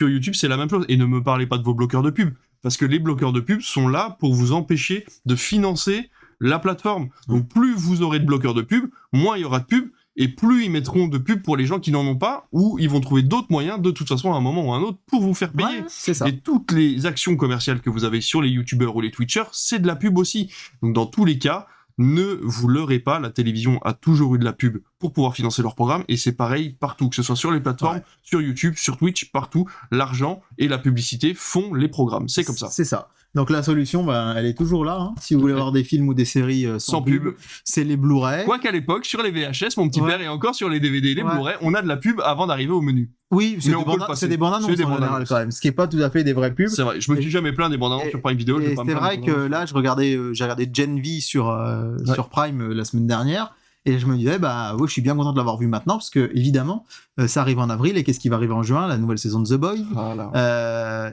Et donc, on va devoir se coller des pubs, et moi, ça me met hors de moi. Tu vois, je regarde Disney+, en ce moment, j'ai essayé la série Shogun, qui est recommandée par tout le monde, et c'est vrai que, je me suis tapé des pages de pub au milieu, et franchement, c'est pas agréable. Je regarde mes épisodes de Bleach, il y a 20 minutes, dont je passe les 4 minutes du début, et les 4 minutes de la fin pour le générique, et ça te laisse 15 minutes de programme, et au milieu, t'as une pub de 2 minutes, quoi. Ça craint, vraiment, tu sais plus quoi regarder. Alors, il vous reste, j'allais vous dire, il vous reste France Télévisions, mais non, même sur France Télé, maintenant, il y a de la pub. Alors, si vous regardez les films sur France TV, en tout cas, enfin, à la télé, sur France 2, France 3, sur Arte, il n'y a pas de pub, hein, quand ils sont diffusés à la télé. Plus belle la vie en replay, 150 secondes de pub. 150 secondes. Bref, il n'y a pas de solution. Dans tous les cas, celui qui n'a pas cédé à la pub, c'est Paramount, qui a gagné des abonnés en 2023. Voilà, dans la course qui n'en finit plus aux plateformes, c'est toujours cool d'en voir une qui s'en sort à peu près, puisqu'ils ont gagné des abonnés. C'est assez rare de pouvoir en parler. Il y a une Netflix, je crois, récemment, qui a fait un rapport en disant qu'ils en avaient gagné aussi grâce à leur nouvelle tarification. Mais c'est vrai que les gens en ont de plus en plus marre. Et là, je fais une toute petite parenthèse sur ce qu'on a dit avant sur Prime, c'est que la grogne sur les réseaux, elle a été énorme pour le coup. Et je pense que on va pas falloir que vous soyez trop surpris, chers messieurs dames des plateformes, si les gens s'en vont un petit peu. Complètement. Bref, excuse-moi. Non, mais tu as entièrement raison. On est passé donc à 4,1 millions d'abonnés en plus dans le monde, soit un total de 67,5 millions d'abonnés mondiaux. C'est quand même pas mal. C'est pas mal. Hein. Moi, j'y croyais pas du tout à cette plateforme au début. Non, moi non plus. Et pourtant, les programmes apparemment sont très bons, hein, beaucoup de bons retours sur et puis ils proposent un petit peu de tout, puis ils ont des grosses licences quand même au niveau des films, donc c'est quand même pas mal. On a les revenus télé par contre chez Paramount qui sont en baisse. Hein. Faut savoir qu'ils ont des chaînes comme CBS, MTV, Nickelodeon. Tout ça c'est en baisse, hein, les revenus publicitaires, puisque justement les gens sont plutôt allés sur les plateformes, et ces programmes-là on les retrouve sur Paramount+. Et on a également moins 31% pour les studios par contre, mais il faut savoir que c'est surtout à cause de la sortie de Top Gun Maverick en 2022 qui a généré énormément d'argent, donc forcément avec des licences plus petites en 2023 on avait un revenu un peu plus faible, mais bon, en tout cas une autre société qui s'en sort bien en France, c'est Canal. C'est Canal, avec notamment ses audiences et son cumul de visionnage de films, puisque le mois de février 2024, et j'insiste sur le mot février, puisque certes, nous sommes dans une année bissextile, il a fait 29 jours, mais c'est le 2e meilleur mois historique pour Canal, alors qu'il avait 2 jours de moins qu'un mois à 31 jours. Donc, ce qui veut dire, ça peut vous paraître bête ce que je dis, mais potentiellement, il aurait pu être numéro 1, justement, s'il avait 2 jours de plus, et Canal remercie 3 films qui cartonnent vraiment. Alors, le premier, c'est Barbie. C'est pas une surprise. C'est pas une surprise. Il tabasse tout. Le deuxième, c'est Anatomie d'une chute. Bien sûr. C'est pas une surprise Tant mieux. non plus. Et via les Césars, il cartonne sur Canal. Et le troisième, moi, ça me fait plaisir parce que c'est un film dont on n'a pas tant parlé que ça, mais qui cartonne tout juste derrière Barbie et Anatomie d'une chute. C'est Gran Turismo. Qui marche très très fort sur Canal en ce mois de février. Je l'ai revu et c'est toujours aussi bien. Ouais, et tu vois, tu fais partie de ceux qui ont permis à Canal de faire son 2e meilleur mois historique sur le cinéma. Donc bravo messieurs dames de Canal+. Génial. On peut pas en dire autant des sociétés de jeux vidéo. Je vais vous parler un peu de jeux vidéo parce qu'on parle aussi de médias nous dans notre émission Critflix, et on va parler des licenciements qui ont eu lieu justement chez Sony, qui ont produit Gran Turismo. 900 licenciements chez Sony, 670 chez Activision. C'est terrible, ça représente plus de 8000 postes supprimés depuis début 2023. T'imagines ? C'est absolument dingue. Et sans distinction de succès, hein. Ça veut dire que par exemple Insomniac, qui a sorti Spider-Man 2 il y a pas longtemps, qui est le plus gros succès de la console depuis des années, a également eu droit à des licenciements sans distinction dans les studios. Alors il faut savoir que ces licenciements sont dus forcément à un recul de bénéfices qui a été dû au Covid à l'époque, puisqu'au Covid, tout le monde était enfermé chez soi, il y a eu énormément de jeux qui ont été achetés, l'industrie du jeu vidéo a explosé. Comme celle des plateformes d'ailleurs. Hein, comme celle des plateformes. Malheureusement, la société actuelle ne croit qu'en la croissance, et donc pour pouvoir garder une courbe qui va vers le haut, la solution quand on ne gagne pas d'argent, c'est d'en économiser. On en économise comment ? En supprimant des postes. Donc voilà, tout ça n'est dû qu'à une bourse en fait qui se doit d'être en croissance perpétuelle, ce qui est un peu dommage, voilà, alors qu'on aurait pu se permettre d'être un petit peu moins en bénéfice cette année et garder les postes, mais non, c'est comme ça que fonctionne le monde malheureusement. Et je voulais en profiter pour vous faire la pub d'une toute petite chaîne Twitch qui est également disponible sur YouTube et en podcast où j'ai appris cette news, ça s'appelle Origami. Et si vous aimiez Gamecult à l'époque, une partie de l'équipe de Gamecult qui est partie des bureaux en étant poussée à coups de pied dans les fesses, malheureusement a recréé du coup une petite boîte qui est disponible et qui est complètement indépendante puisque ce sont les visionneurs qui payent via Patreon et Ulule. Donc ça s'appelle Origami. Ils sont carrément politiquement placés, on le sait, ils le savent. Ça fait énormément de bien d'écouter des chroniques de jeux vidéo qui se placent politiquement et qui ont un avis politique sur les jeux et qui surtout ne mâchent pas leurs mots puisqu'ils ne sont pas du tout financés par les sociétés de jeux vidéo. Donc voilà, je voulais en profiter, petite pub pour Origami que vous pouvez retrouver sur Twitch, sur YouTube et en podcast. Mais en tout cas, donc le jeu vidéo ça se passe mal, mais est-ce que la télé, ça se passe mal aussi. En tout cas, TF1 et M6 ont décidé de prendre des grandes décisions. Des grandes décisions pour continuer de gagner des sous-sous. On est en fait dans la même thématique qu'avant sur la publicité, puisque alors, je crois que c'est chez SFR pour l'instant uniquement, mais c'est en train d'être développé sur d'autres plateformes, peut-être chez Orange aussi, je crois. Quand vous enregistrez sur votre décodeur un programme télé, la touche avance rapide au moment des pubs ne fonctionne plus. Vous ne pouvez plus accélérer le moment des pubs. Cette fonction n'est pas disponible. Le patron de TF1 l'a dit simplement, c'est grâce à ça qu'on peut gagner de l'argent. Donc, ça veut dire que si tu passes les pubs, avec ta fonction avance rapide, l'annonceur ne paye pas ? En fait, si tu ne peux plus appuyer sur avance rapide, le bouton avance rapide est condamné parce que c'est pour éviter que l'annonceur se plaigne que les gens ont passé sa pub. Que les gens ont passé sa pub. Donc en fait, si vous regardez, et ça va être généralisé à toutes les box visiblement d'ici l'été, c'est que jusqu'à présent, vous lanciez votre programme, la pub commençait, vous mettiez avance rapide. On rappelle que c'est quelque chose que vous avez enregistré. C'est pas le programme en replay où là on vous balance des pubs, mais si vous avez enregistré, vous ne pouvez plus accélérer la pub. Et en fait, c'est pas une blague. Le journaliste qui a sorti l'info a dit on a essayé de se creuser les méninges pour trouver une solution pour arriver à passer les pubs, et la seule qu'on ait trouvée, c'est le magnétoscope et la cassette. Parce que c'est analogique, et donc, forcément, ils n'y peuvent rien. Et c'est assez hallucinant, parce que on revient toujours à ce problème de pub, quoi. C'est-à-dire qu'avant, vous enregistrez votre programme, vous en faisiez ce que vous voulez. Mais maintenant, non. On ne peut plus accélérer les pubs, donc c'est vrai que c'est quand même un petit peu dommage. Est-ce qu'on pourra passer les pubs ? En tout cas, on ne le sait pas, ce sera chez Bonjour. Est-ce qu'il y a de nouvelles choses qui sont mises en place ? Oui, alors chez Bonjour, il a suffi que la semaine dernière, il y a 15 jours, je vous dise que les audiences étaient plutôt bonnes pour que ça se recasse la figure. Et on est de nouveau autour de 210-220 000 téléspectateurs. Et c'est vrai que moi, par exemple, pendant les vacances, j'ai pas regardé Bonjour. Et là, j'ai repris ce matin, je me suis dit quand même, elle est chouette cette petite émission, il y a une bonne ambiance, etc. etc. Et ce que vous avez peut-être remarqué, c'est que contrairement aux autres chaînes de télé, pour l'instant, Bruce Toussaint, il est là, il est bien là. C'était sans doute une des clauses de son contrat au début, en tout cas, c'est de pas prendre de vacances pour que les gens puissent quand même s'habituer à lui et à sa présence tous les matins. Il se trouve que, et c'est bien mérité, parce qu'il y a beaucoup de gens qui disent « Oh, c'est de la télé, c'est pas un boulot ». Je pense que effectivement, c'est pas un travail manuel et c'est pas dur physiquement, mais c'est quand même beaucoup de pression. Mentalement, c'est pas facile. Le mec se lève quand même à 3h du matin. Tous les jours, etc. Donc, il va avoir une semaine de vacances, là, visiblement, dans le courant du mois d'avril, au moment des vacances de printemps. Et donc, il a été décidé que ce serait Maud Descamps qui va le remplacer. Okay. C'est la chroniqueuse Éco-Conso qui venait de Télématin, justement, qui va le remplacer pendant cette semaine de vacances. Plutôt que, évidemment, de mettre l'émission en pause, ce qui n'aurait pas été une très bonne idée du tout. Pas de sens. Mais surtout, la grande décision de TF1 qui est assez intéressante, c'est que Bonjour continuera tout l'été. Bonjour ne s'arrêtera pas en juillet-août. Ah la vache. L'émission va continuer et c'est Christophe Beaugrand qui a été choisi pour succéder. Ça peut être une belle ambiance d'été. Oui, ça peut être, je pense, une super ambiance estivale. Il faut rappeler que Christophe Beaugrand, il était à la tête de la matinale Week-end aussi sur LCI. Ouais, c'est vrai. Et donc, en juillet-août, TF1 a choisi de laisser l'émission et je pense que c'est une très bonne idée. Et aussi parce que on a tous, et ça, je vous l'ai déjà raconté sur l'émission, mais on a tous des habitudes différentes pendant l'été. et qui peuvent après devenir des habitudes On en avait constantes. parlé, effectivement. Et c'est vraiment l'été 2014 qui a été un été charnière pour N'oubliez pas les paroles. Parce que N'oubliez pas les paroles, aujourd'hui, c'est un carton d'audience vraiment tous les soirs. Ça a eu du mal à démarrer à son lancement. Et le patron de France 2 a une idée de génie. Il a dit, OK, on va laisser en juillet-août. Et ben, les gens en vacances, ils se posaient à l'apéro, ils mettaient la télé. Ils ont vu N'oubliez pas les paroles pendant les vacances, qui a son audience a augmenté en juillet-août. Et à partir de cette rentrée 2014, ils n'ont jamais baissé. Ils n'ont fait que monter. Donc, pourquoi pas, avec Bonjour, en tout cas, c'est l'idée. Alors que chez France 3 et France Bleu, petit rétro-pédalage, avec cette ici, France Bleu devait s'appeler ici, ça sera pas encore tout à fait ici, puisque ce changement de nom qui était acté pour très bientôt en 2024 a été repoussé au milieu de l'année 2025. Quel grand tour des news, mon cher David, mais en tout cas, on n'a pas tout à fait fini. Lancé. Et non, on n'a pas tout à fait fini, puisqu'on vous a préparé une petite surprise, enfin David en tout cas, vous a préparé une petite surprise, on voulait vous en parler parce que c'est quand même assez original, et c'est quand même très chouette.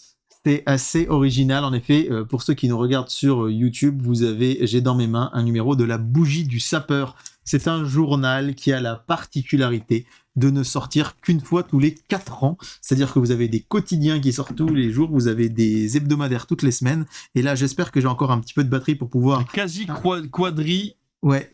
Annuel. Une publication quasi quadriennale pour cette Bougie du Sapeur. Donc le principe, c'est que ce journal est sorti pour la première fois le 29 février 1980 et il ne sort donc... Je peux y jeter un œil ? Vas-y. Il ne sort donc que tous les 29 février. C'est un journal satirique avec essentiellement des blagues, de l'humour. Des images... Et déjà, pourquoi s'appelle-t-il la Bougie du Sapeur ? Est-ce que tu sais pourquoi il s'appelle la Bougie du Sapeur ? J'en sais rien du tout. Eh bien, parce qu'en fait, il y a un personnage très célèbre qui s'appelle le Sapeur Camembert. C'est un personnage de bande dessinée, ça te dégoûte, qui a été créé à la fin du 19e siècle. Et le Sapeur Camembert, en fait, c'était un personnage un peu pâteau. C'était l'ancêtre des BD, vous aviez qu'une case avec un gag. Oui. Et en plus d'être pâteau, il est né le 29 février. Il ne souffle donc sa bougie une fois tous les 4 ans, la Bougie du Sapeur. Le journal, il est tiré à 200 000 exemplaires. C'est le groupe de presse Prestalis qui le sort. Et donc, il est... donc la périodicité, c'est quasi quadriennal. C'est Richard Prideaux de Buisson qui est directeur de la publication.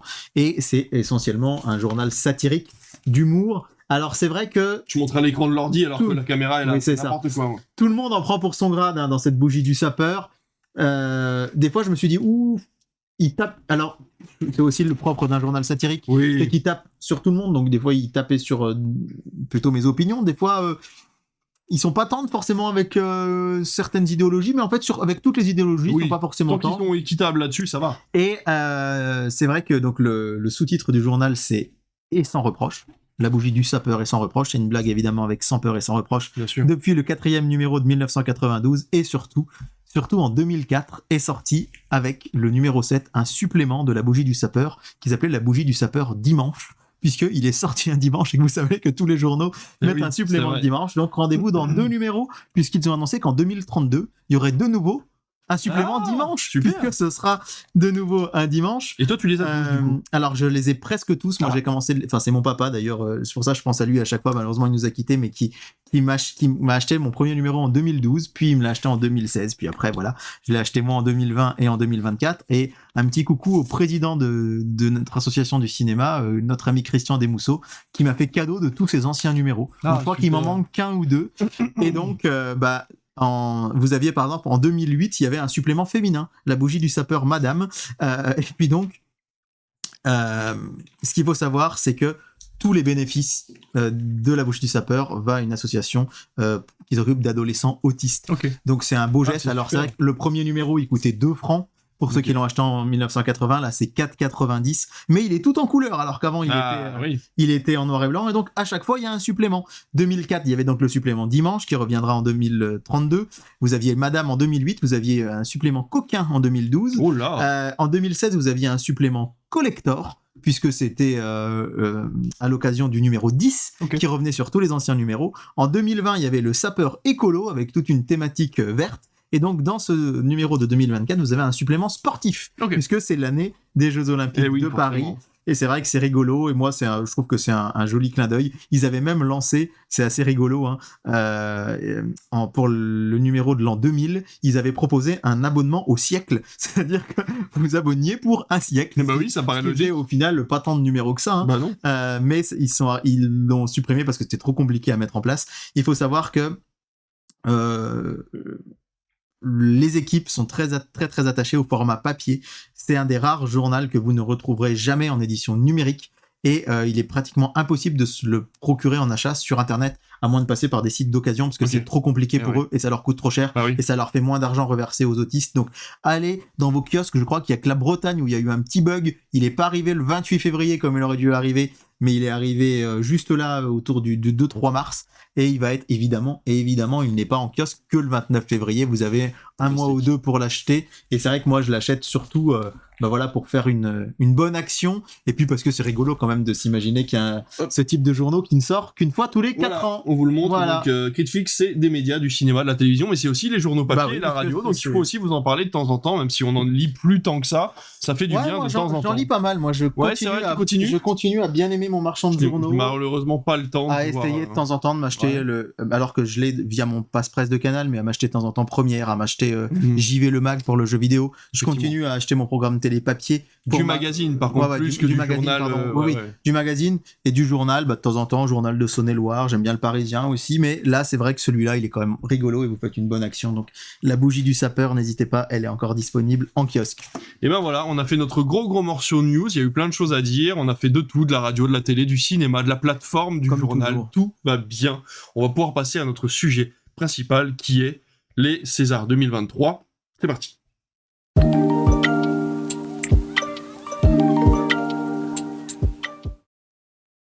2024. 2024. C'est parti.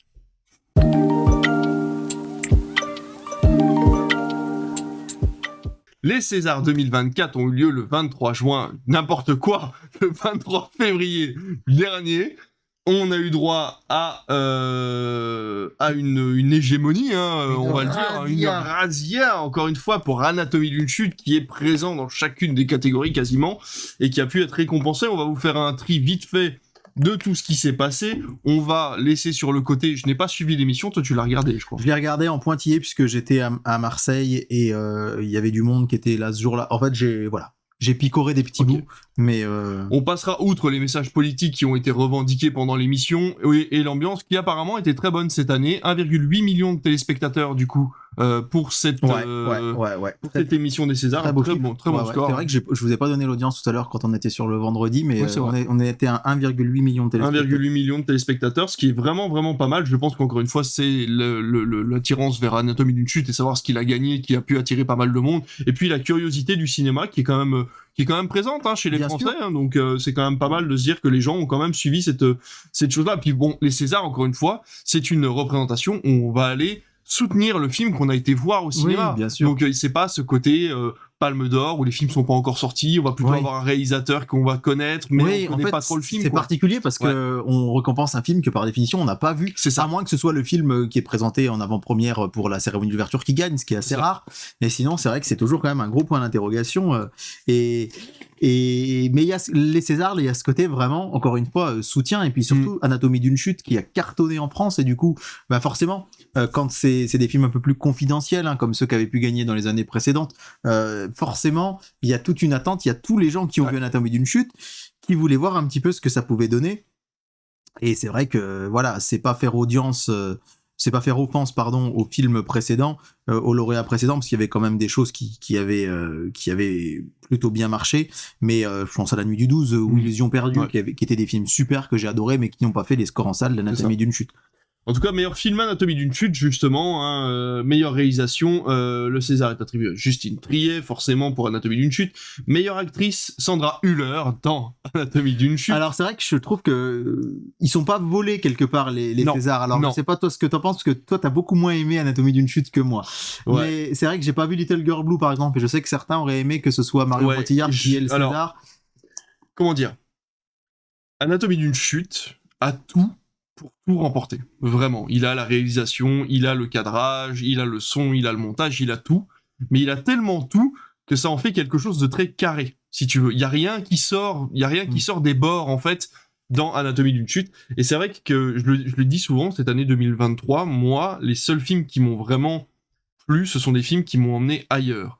Comme justement Little Girl Blue, je sais pas d'autres exemples en tête, mais c'est des films où vraiment je me suis senti dépassé par le cinéma, où les gens sont allés presque dans l'expérience cinématographique plus que dans le cinéma pur jus.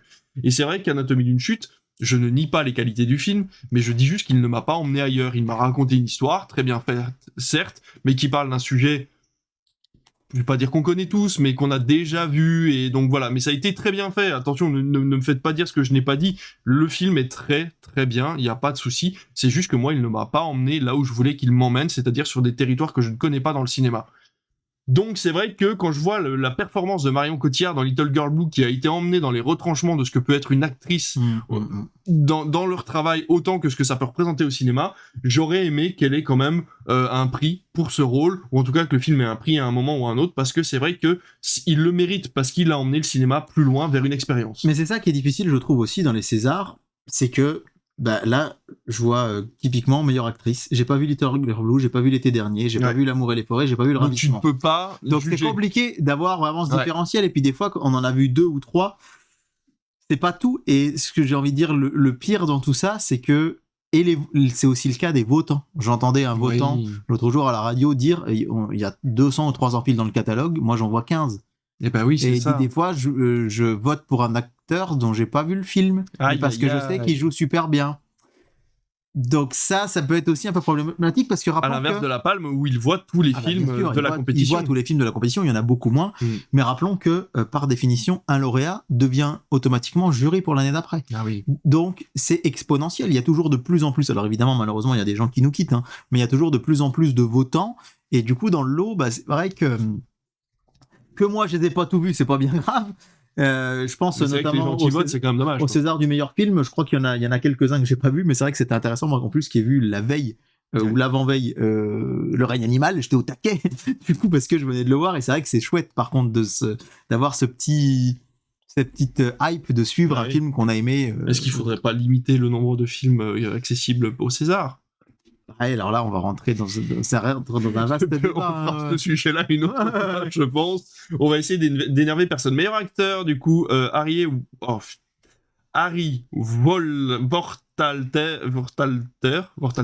dans le procès Goldman, l'acteur principal du procès Goldman. Que j'ai pas vu non plus. Que je n'ai pas vu non plus. C'est vrai que Benjamin Laverne en Abbé Pierre, je pense, ne l'aurait pas volé, à titre personnel. Ouais, bien sûr. Et puis il y avait aussi Raphaël Quenard dans Yannick, qui a forcément de mes vies dans L'amour et les forêts aussi. Et Romain Duris dans Le Règne animal, qui joue extrêmement bien dans ce film. Ouais. Romain Duris, je trouve que entre ça et Dali, il est remonté dans mon estime, même dans Les Trois Mousquetaires. J'ai toujours trouvé que c'était un très bon acteur, mais je trouve que ces 3 derniers films, il change de tout au tout ses rôles, et ça prouve que c'est un acteur multitâche qui peut tout faire. Moi, j'étais pas trop ça très bien. Spécialement fan des films de Clapiche du début, là, Le Espagnol, tout ça. Et je le redécouvre, on va dire, depuis quelques années. Et c'est vrai que déjà dans Eiffel, je me dis, la vache, il est quand même... Eiffel, je l'ai pas vu, ouais. Il joue très très bien. Adèle Exarchopoulos, qui a gagné du coup le César de la meilleure actrice dans un second rôle. Alors là, on en parlait...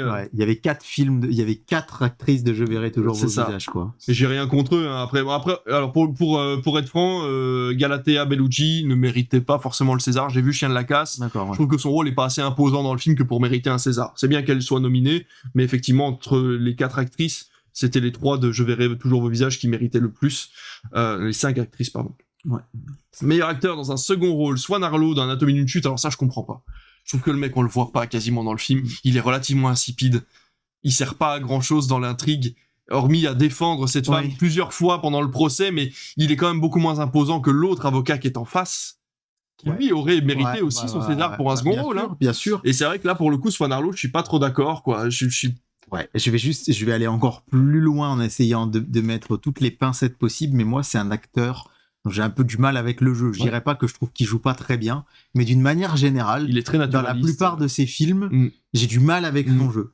Et il faut dire aussi que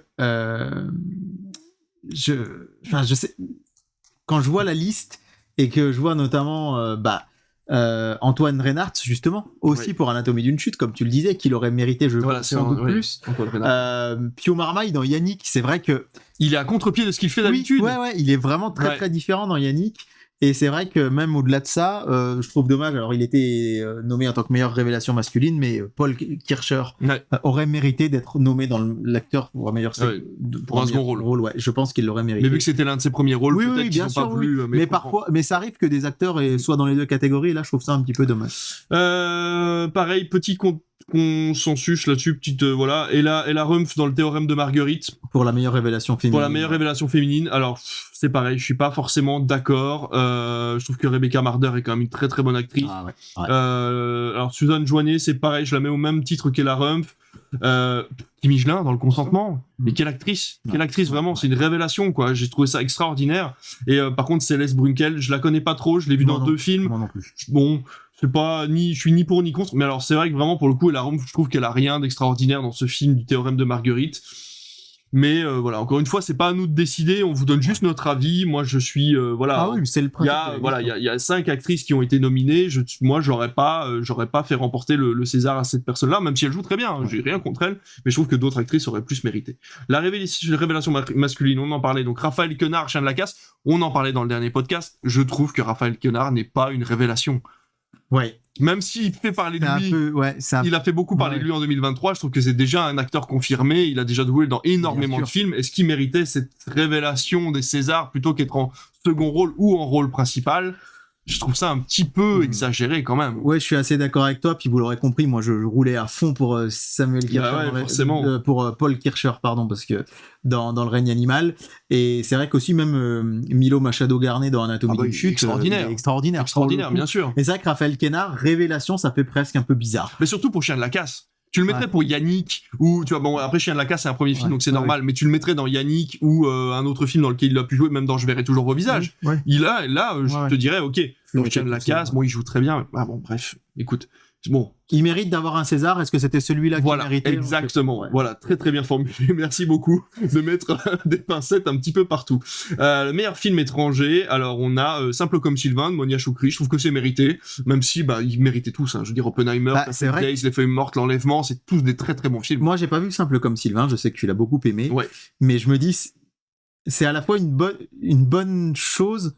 Et presque une mauvaise chose, je me suis dit putain c'est quand même con que Nolan est là, il reçoit le César d'honneur et il l'a pas pour Oppenheimer, alors que je pense que il faut s'attendre, on verra, c'est peut-être nos pronostics, mais il y aura peut-être une razzia d'Oppenheimer aux Oscars, je pense qu'il y a moyen. Et il a pas le César. Maintenant, je me dis c'est cool parce que ça montre que c'est pas parce qu'il est là que l'Académie a voté pour Oppenheimer et qu'ils ont osé voter pour autre chose qui leur a plus plu comme Sam comme Sylvain, donc c'est très bien. Ça montre qu'il y a vraiment cette forme d'impartialité. Mais moi, je me suis dit putain merde, le mec est là. C'est quand même dommage qu'il reparte pas avec le César. Ce qui est bien, c'est que même le monde du cinéma est d'accord pour dire que Simple comme Sylvain est une merveille. Donc là, on est il y a une espèce de medley de réalisateurs et de producteurs etc. qui disent que vraiment c'est un très très bon film et que Monia Chokri a compris quelque chose de moderne dans l'amour et a réussi à le représenter au cinéma. Donc je pense que même Christopher Nolan ne devait pas être si vexé que ça. Je pense pas qu'il ait été vexé même. Mais c'est vrai que ça l'a fait mal. Il vient jamais. Là, t'as un des plus grands réalisateurs du monde et tu lui donnes pas, ça fait bizarre. Surtout qu'ils ont été le vanner, t'as vu, ils ont été lui donner du coup leur CV. T'as Jean-Pascal Zadi et Anna Girardot. Anna Girardot qui sont allés donner le CV. Du coup, j'ai trouvé ça quand même assez drôle et ils participent quand même au truc. Voilà, il y avait une bonne ambiance dans ces Césars là cette année qui était plutôt cool. Meilleur premier film, donc du coup Chien de la Casse de Jean-Baptiste Durand. J'ai beaucoup aimé Chien de la Casse. Je vais t'avouer qu'encore une fois, on repart sur le principe de Little Girl Blue. Je trouve que Vermine et Vincent doit mourir ont beaucoup plus d'originalité, apportent beaucoup plus de fraîcheur au cinéma français que Chien de la Casse. Et c'est vrai que j'aurais préféré que les Césars récompensent des films plus originaux. Moi, j'ai vu que Vermine et Bernadette dans les deux nommés. Donc, Bernadette, j'ai trouvé très chouette, mais c'est vrai que c'est vrai qu'elle est très chouette, Bernadette. Et sa cousine, elle est divine.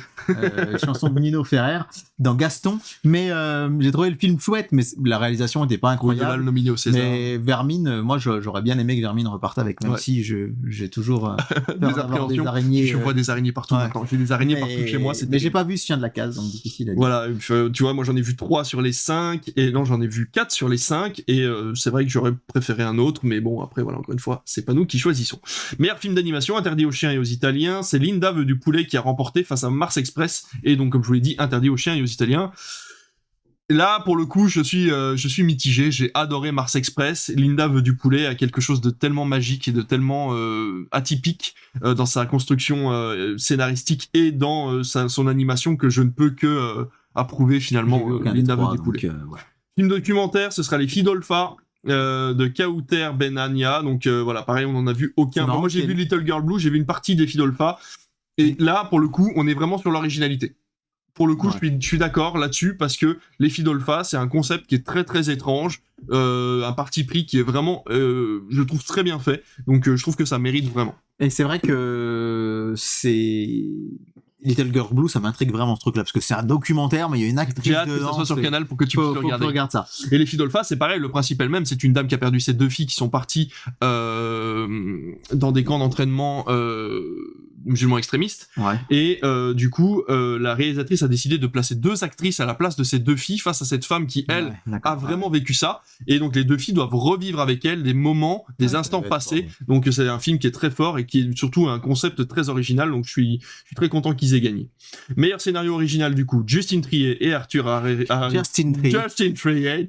Justin Triet et Arthur Harry pour Anatomie d'une chute, on Ouais. reste dessus. C'est vrai qu'après on est plus sur des Ouais, arts techniques. ouais, mais, on va les faire vite fait. Meilleure adaptation, Valérie Donzelli et Audrey Diwan pour L'amour et les forêts. La meilleure musique originale du coup pour Andrea Laszlo De Simone c'est pour Le vrai règne animal. Le règne animal, il a eu essentiellement Ah. des Césars techniques, hein, puisque Ouais. meilleur son, meilleure musique, Meilleure photo. meilleure photo. C'est vrai qu'il aurait mérité peut-être un peu plus, mais quand même, je crois il repart avec 4 ou 5 Césars, hein, le règne animal, Voilà. donc c'est quand même chouette. Et là, je vais être de nouveau énervé, je vais de nouveau me faire Ouais, insulter, c'est la- mais le c'est la meilleur à figure. montage pour Anatomie d'une chute, alors que en face, il y avait Little Girl Blue. Pour le coup, là, je suis vraiment... ça m'embête vraiment. Moi, Mais- il m'a pas choqué le montage d'Anatomie d'une chute, mais je l'ai pas trouvé transcendant non plus de là à les récupérer. On est d'accord. Est-ce que ça méritait d'avoir le César du meilleur montage ? Ça, c'est pas à nous d'en décider. Meilleur costume pour Le règne animal, justement, encore Ouais. une fois. Alors, et Il ça, paraît que c'est magnifique. J'ai vu c'était dans Beau Geste, justement, où ils avaient montré comment ils avaient fait les plumes de l'homme oiseau. Ouais. Et extraordinaire. oui, et puis je veux dire, tout ce qu'on peut voir justement dans le côté costume, dans les bonus, ne fait que qu'aller là-dessus. Et maintenant, je suis heureux que les meilleurs décors soient allés quand même aux 3 mousquetaires. Ouais. Alors, partie 1 et 2, d'ailleurs, ils ont pas... les mousquetaires étaient vraiment vus comme Ouais, un film unique, c'est un assez film marrant. unique, ouais, effectivement, ouais. Et je me dis que... Bah, ça a été tourné en même temps. Hein. Oui. Et puis, je me dis quand même, ça a un peu été nos blockbusters ou notre blockbuster français de l'année. Et ça m'aurait embêté qu'ils partent bredouille parce que Ouais. c'est pas des films qui sont forcément, il y a pas que des qualités, mais quand même. Il reste un amour du cinéma dans ces Oui. films-là qui est quand même présent, je veux dire. Donc, C'est ça, et les meilleurs décors, franchement, ouais, moi ça qui mérite. enseigne l'histoire et qui ai vu le siège de La Rochelle, alors évidemment c'est le siège de La Rochelle au cinéma, c'était pas comme ça en vrai, mais on y croit vachement. On y croit, ouais. On y croit vachement, c'était hyper bien fait quand même. Je suis d'accord. Les effets visuels pour Le règne animal, de toute façon s'ils ne l'avaient pas eu, je pense que Oui. je serais allé Tu serais avec déposer une mes pancarte. selles devant l'Académie des Césars. Carrément. Non mais franchement les effets visuels ils sont incroyables, même si les mousquetaires auraient pu l'avoir aussi, et Vermine également, donc je reviens sur ce que j'ai dit, je ferme ma gueule, mais par contre non vraiment Le règne animal le mérite largement, mais ça aurait pas été volé pour Vermine ou pour les 3 mousquetaires. Ouais, complètement. Non, mais là, pour le coup, et c'est vrai que c'est Mais quand difficile même, de là, choisir, ouais. Ce mélange animatronique et puis effet numérique Ouais. était vraiment très très réussi.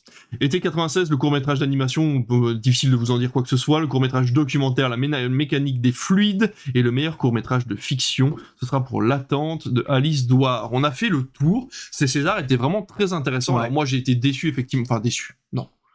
J'étais mitigé sur le fait Oui. qu'Anatomie d'une chute remporte autant de récompenses par rapport à toute l'originalité du cinéma français qu'on a Ouais, eu cette année. c'est vrai. Mais voir que Le règne animal a remporté quand même beaucoup de choses, c'était hyper intéressant. Comme tu l'as dit, les 3 mousquetaires qui ont réussi à avoir 1 ou 2 récompenses, c'était quand même super chouette. Ouais. Donc voilà, ça reste quand même plutôt positif comme bilan. Faites-vous une idée, essayez de voir ces films. On rappelle que Anatomie d'une chute est sur Canal, donc Ouais. vous pouvez avoir l'occasion de Le le règne voir animal en- devrait en- arriver en- d'ici le mois d'avril. Il arrive le 3 ou le 4 avril, je crois.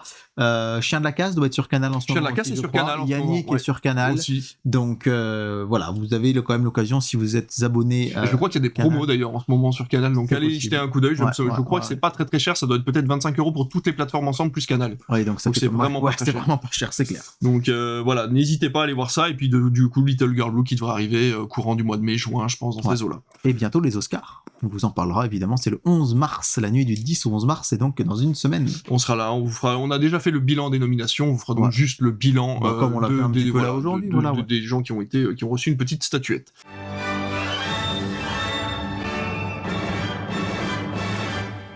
On va passer tout de suite à notre programme et finir ce podcast. Allez, c'est parti pour le programme télé qui va du 15 jours. samedi 9 mars au vendredi 22 mars. Allez, c'est parti. Et on commence tout de suite par le samedi 9 mars où je vais vous emmener, une fois n'est pas coutume. Et on n'est pas au courant des duels du dimanche. Et comme non, d'habitude. On va les découvrir Voilà. en direct. Faut qu'on arrête de regarder là, la caméra est là. La dernière Bonjour. fois, on était au courant parce que... Enfin, j'étais au courant parce qu'on était à Oui, distance, c'était un peu mais là, on compliqué, est en ouais. face, c'est différent. Toujours The Voice, c'est 100% logique, hein, sur TF1 Oui. et France 2. Les bons assassins, 3 et 4 nouveau millions. téléfilm de suspense sur France 3. Mais je vous emmène du côté de C8 avec Roland McDan, La vie à deux, c'est merveilleux. Pourquoi je vous en parle? Parce que j'ai vu ce spectacle, je l'ai même vu en rodage à Paray-le-Monial Ah ouais et que Roland McDan, je l'ai vu déjà 3 fois sur scène. Alors, hilarant. on aime ou pas son humour, moi je sais Moi, qu'il j'aime me fait beaucoup. rire et surtout il est hyper charmant, il est super gentil. C'est vraiment un mec bien, il est vraiment, il communie avec la salle, on rigole beaucoup. Je l'ai vu vraiment 3 fois sur scène et je m'en lasse pas, donc il va être plusieurs fois à d'autres moments sur C8 pendant ces 15 jours de programme, mais je voulais juste faire cette petite parenthèse pour commencer. Sister arrête les téléfilms Disney pour passer Casper l'apprenti fantôme. Ah. Alors ça c'est un film qui moi me parle, hein, j'avais Ouais. la VHS, Ouais, moi aussi. suivi par Les Valeurs de la famille Adams Ah, tiens. en deuxième partie de soirée. Et puis je voulais vous indiquer que sur cette bonne vieille RTL 9, il y aurait Les Ailes de l'Enfer Waouh. avec Nicolas Code R. Cage et John Cusack, ouais, qui était un des films, je pense, qui a été le plus diffusé par TF1 à la fin des années 90 dans les duels du dimanche soir. Ah, bah, moi, ça passait Les sur ailes RTL de- TVI. Ah bah voilà, oui, bah forcément c'est un peu le pendant, on va dire, C'est ça. de TF1 en Belgique et au Luxembourg. Et c'est vrai que bah, Les Ailes de l'Enfer, moi je l'ai vu je ne sais combien de fois parce que il passait le dimanche soir sur Ouais, c'est TF1 et que je regardais ça quand j'étais au collège. Et il est pas dans notre top pourtant des classements des films les plus diffusés. Non, c'est vrai, c'est vrai. C'est parti pour le duel du dimanche C'est soir. parti. David, je te propose de regarder ce qu'il y aura sur TF1. Et moi, je regarde France 2 du coup. Ça marche. Alors, j'essaye d'être... tac, voilà. Normalement, je te cache France 2. Tu peux regarder TF1. Et moi, je vous regarde droit dans Ouais, les je ne yeux vois pas parce que France 2. vous êtes nos auditeurs et vous êtes les plus beaux.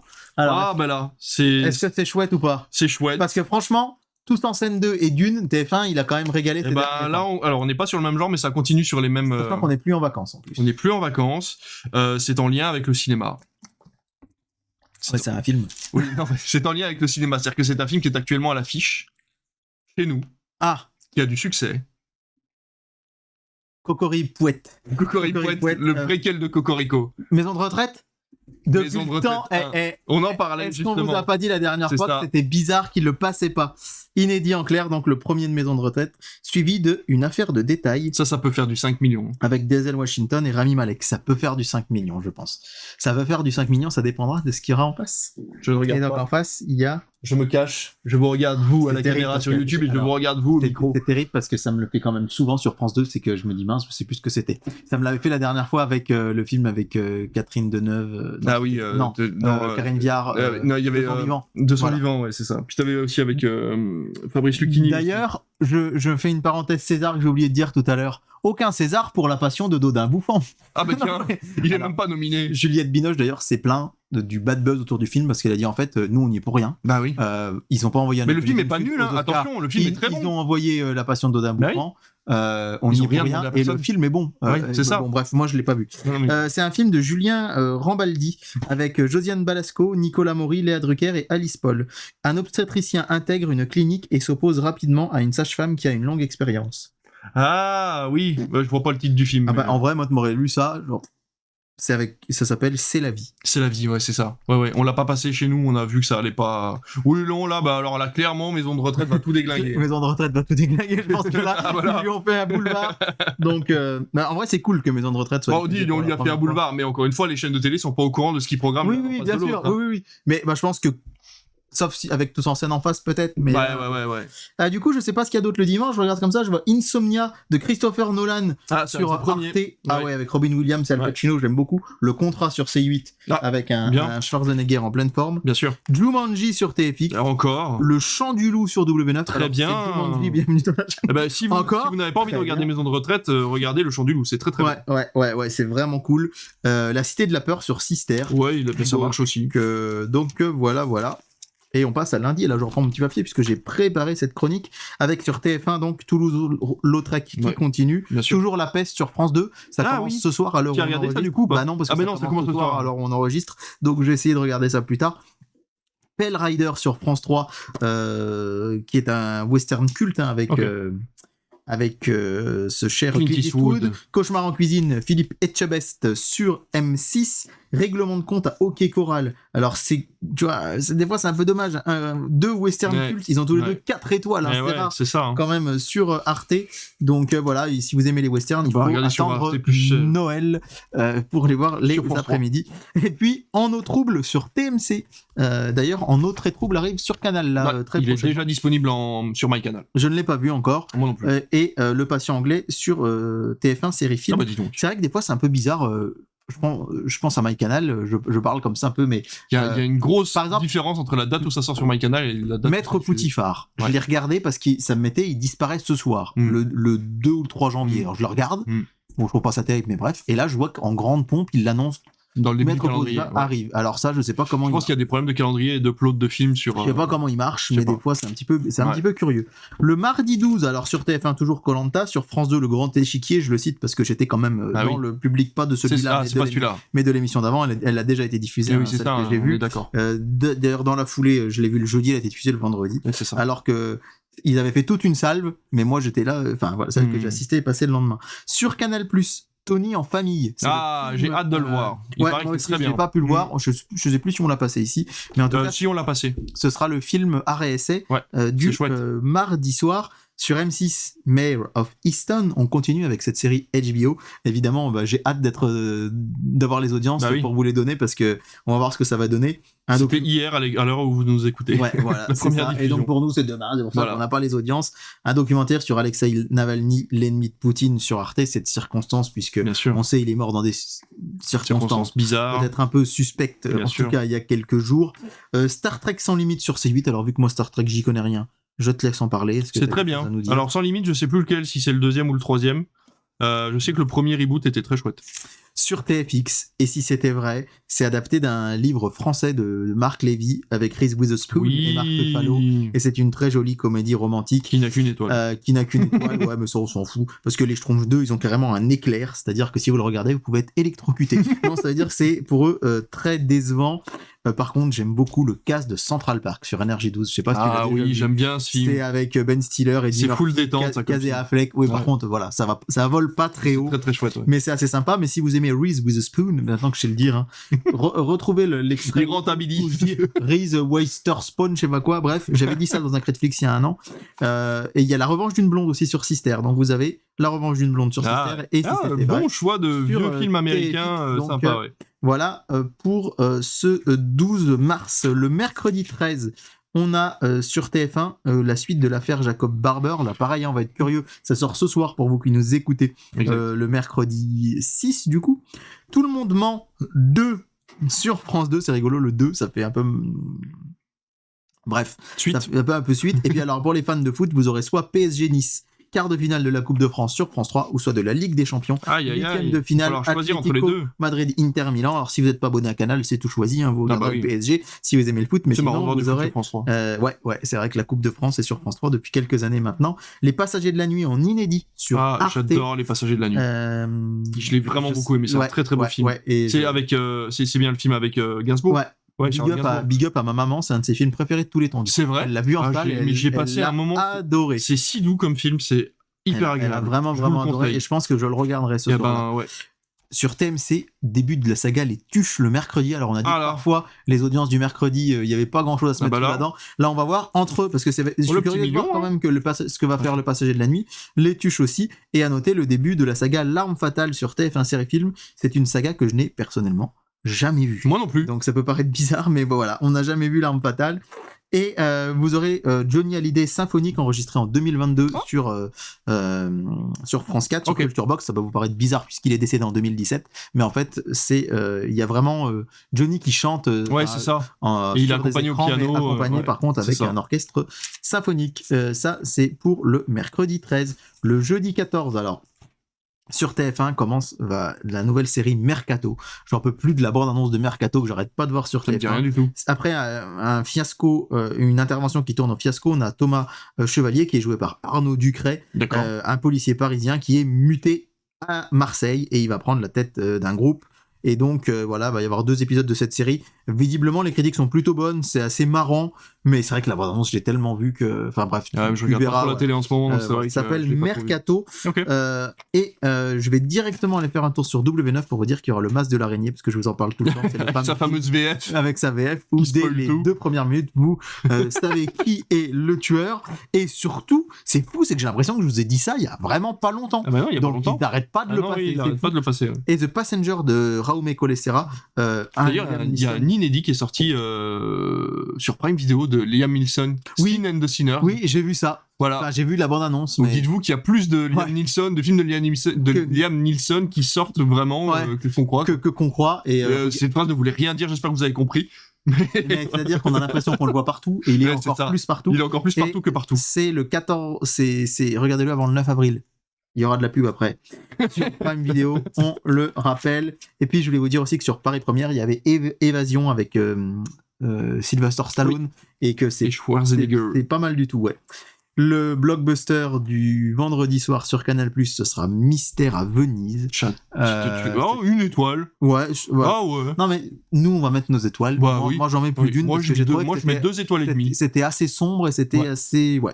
Tu l'as vu, hein? Oui, je l'ai Ouais, vu, ouais, ouais. j'ai bien aimé. Merci pour le chocolat, ce sera le film de France 5. Ok. Et sur M6, ce sera BDE. De oui. Prime Video, Je l'ai vu. qui débarque. Alors là, il est électrocuté. Ouais, ça Une mérite pas comédie beaucoup plus. aussi hein. prévisible que vulgaire, nous dit-on. Mais C'est du Michael Youn bah version ouais, Morning moi, Live. comme quoi. j'avais aimé les 11 commandements, Bah, je me c'est dis ça, que peut c'est un peu peut-être le même être deal, sympa. ouais. Et sur Gulli, Le Monde de Narnia, l'Odyssée du passeur d'aurore. Alors qu'il y a l'Odyssée tout court sur Chéri 25. On va aller au samedi 16 mars avec sur France 2 France-Angleterre de rugby. Alors je pense qu'il faut s'attendre à une audience, Ah oui, bonne audience, ouais, une effectivement. audience sans doute assez forte. Et surtout en prime time sur Canal, qu'est-ce qu'on a le samedi? Eh bien on a Barbie qui est de retour. Ah, Il était passé en vendredi Bah oui. et je pense que les audiences ont été tellement bonnes bah que oui. Canal ne va pas se priver Bon, tu de m'étonnes. le diffuser une fois de plus le samedi soir. Et puis sur Sister, on va avoir La Reine des Neiges. Mais regarde donc. La C'est un Reine des film. Neiges. Alors je sais pas C'est un téléfilm. si je vous le mets là pour ceux qui nous regardent. Il est juste Voilà. là. C'est un live action, un téléfilm Génial. live action de La Reine des Neiges, sorti en 2002. Donc 10 ans. En 2002. En 2002, ouais, avec Bridget Fonda, Chelsea Hobbs et Jérémy Guilbeault. C'est C'est génial. un film anglais et américain en 2 parties, donc ça commence à 21h et ça finit, tenez-vous bien, à minuit 30. Ah la vache. Donc voilà, C'est pour fou. cette Reine des Neiges, cette Reine des fakes. Reine ce des n'est pas Neiges. La vraie.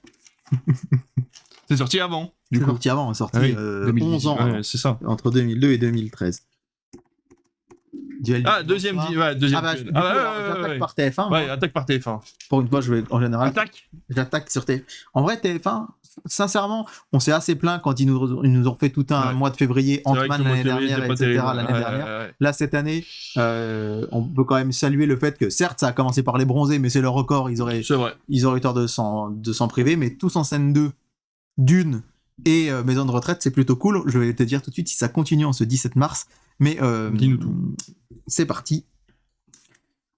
Je regarde. Ah, d'ailleurs, je me dis qu'ils ont Tous en scène 2. Ça va pas être le film là, mais c'est sans doute eux qui vont voir Super Mario en 2025. Ah oui, c'est Universal. Et donc, Et Illumination. ouais, Ah oui, ouais, ah ça oui, devrait ah oui, ah oui, cartonner. ah oui. Allez, Oh, j'ai hâte. est-ce qu'on continue sur la lancée ou pas? Oh merde. Alors, c'est un film de merde pour moi. Mais ça va cartonner. Non, bah, je sais pas, mais en tout cas, c'est inédit. Ah, en clair, ok. et moi j'ai pas aimé du tout. Ok. C'est un film de merde, faut pas dire ça d'ailleurs, je me plains tout le temps quand j'en dis. J'ai vraiment pas aimé. C'est un film de Roland Emmerich. Ah, Ouais. Moonfall. Moonfall. C'est immonde. Immonde. C'est pas terrible Bon, ça du va. tout. Avec Halle Berry, Patrick Wilson et Donald Ouais. Sutherland. Ça raconte C'était vraiment pas terrible. que l'orbite de la Lune est en train de changer et la NASA a peur que la Lune s'écrase sur la Terre.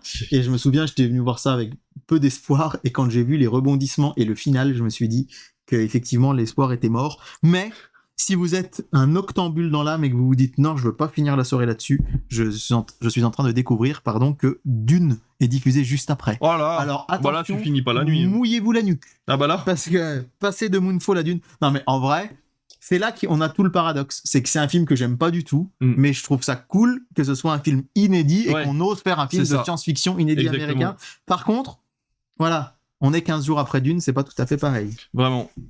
Bon, bah écoute. Bon, pourquoi pas, après, ça risque de cartonner, les films catastrophes, on sait que ça marche bien. Hein. Putain, on retombe sur un film, je sais pas ce que c'est. C'est France 2. On vous aime, France 2, pour ça. C'est un film avec Charlotte Gainsbourg et Ben Attal. C'est un film d'Yvan Attal. Mon chien stupide. Non, l'autre qui était sorti, c'était un drame avec un...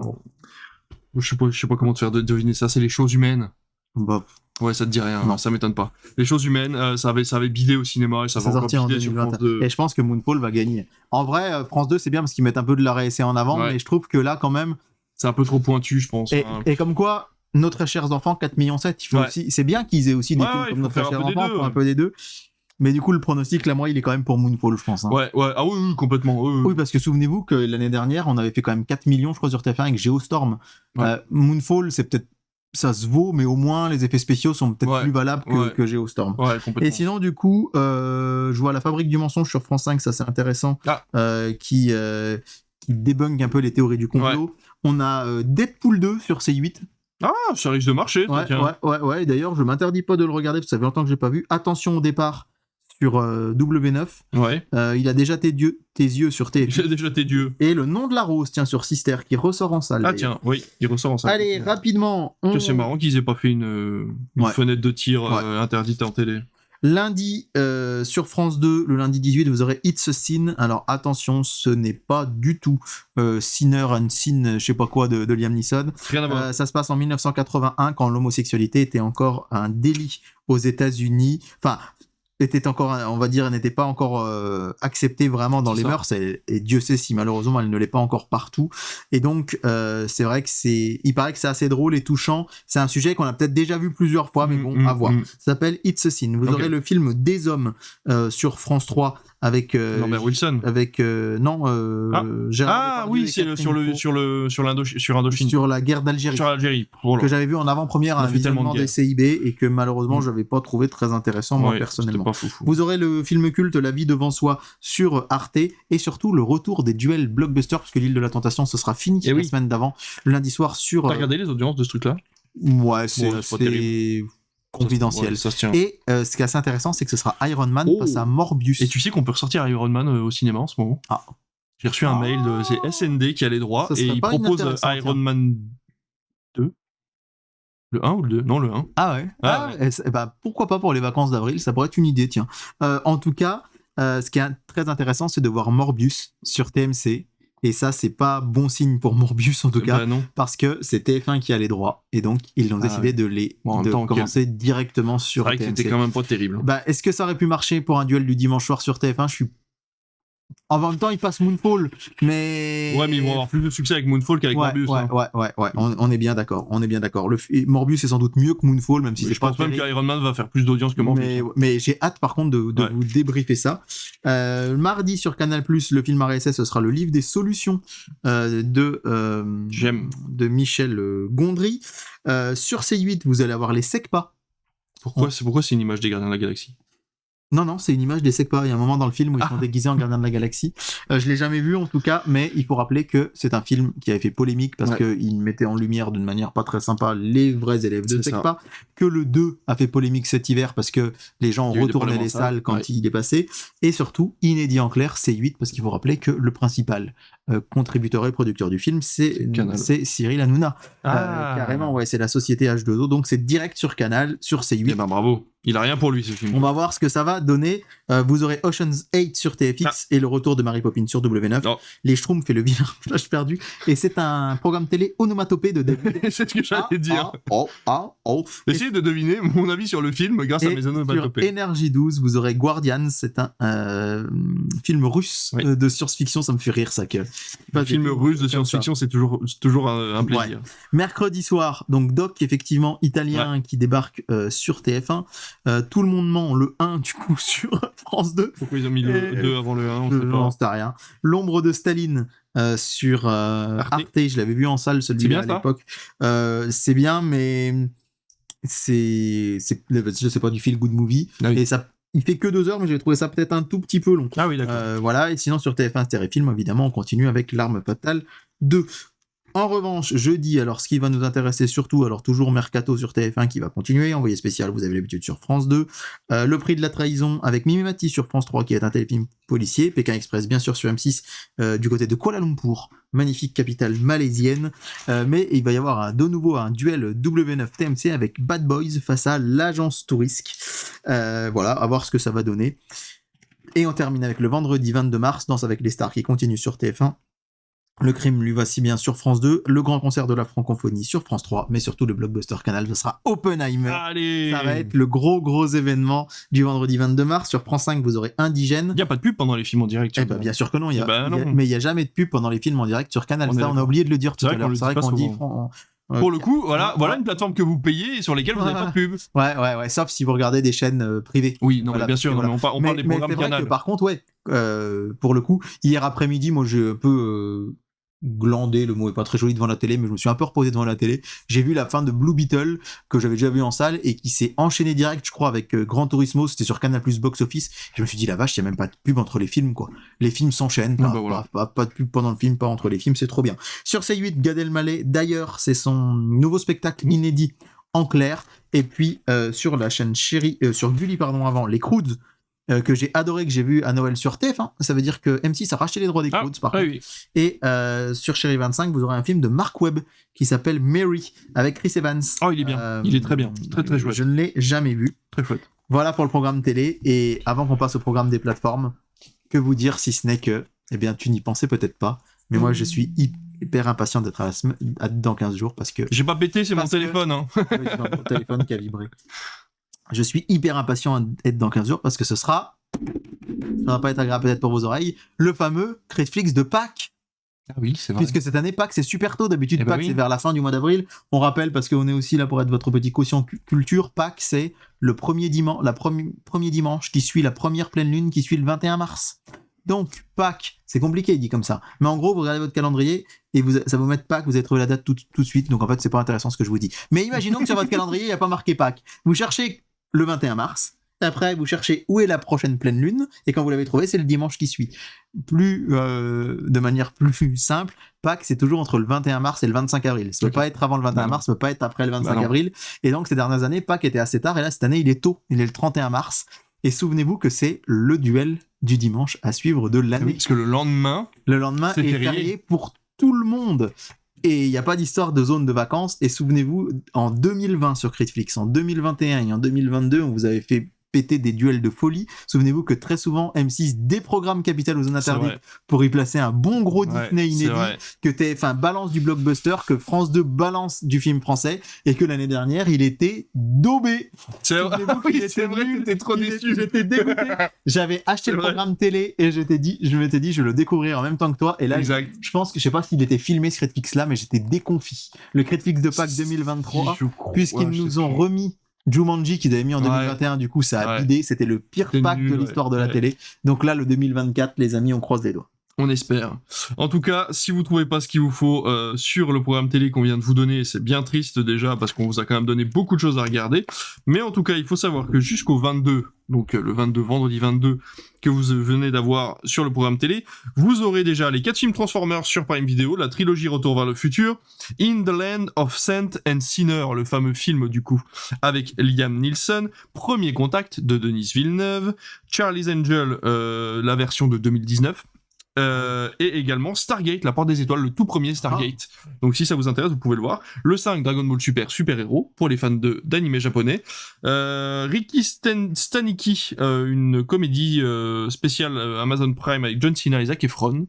À partir du 7, le 8, on aura Ferrari, le film qui ne sortira pas au cinéma. The Woman King, qui sortira le 13, qu'on a eu sur Canal il y a quelques temps, ça va si vite. C'est fou.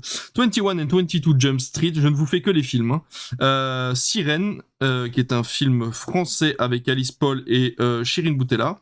On aura également Jack Reacher, le 1 et le 2. Alors maintenant qu'on connaît la série Reacher, franchement, les films avec Tom Cruise, moi ça me tente plus du tout. Ah ouais, moi je continue de préférer les films à la série. C'est vrai? Ah ouais. C'est fou. Ah, je les trouve super bien, les Jack Reacher. Alors faudrait que je les revoie là. Ah ouais, vraiment. Faudrait que je les revoie. Vraiment. Et vous aurez aurait du coup un documentaire qui s'appelle Love Army le 20. Ah oui, et le 21, on aura Roadhouse, le fameux film qui a fait parler de lui avec Jake Gyllenhaal et Post Malone ainsi que Conor McGregor. Ouais. Donc ça, c'est ce qui est prévu sur Prime Et Video. on vous l'annonce un tout petit peu à l'avance parce que c'est pas dans le programme télé, mais le 9 avril, il y a la pub qui arrive sur Prime Video aussi. On C'est n'oublie vrai. pas. On n'oublie pas. S'ils vont le mettre dans le catalogue. Je sais pas, mais c'est pas voilà, c'est quand même la première fois qu'on en parle dans le podcast depuis le début de l'émission. Spaceman qui arrive avec Adam Sandler le 1er mars sur Netflix, donc il est déjà disponible. Vous aurez également 10 jours sans maman.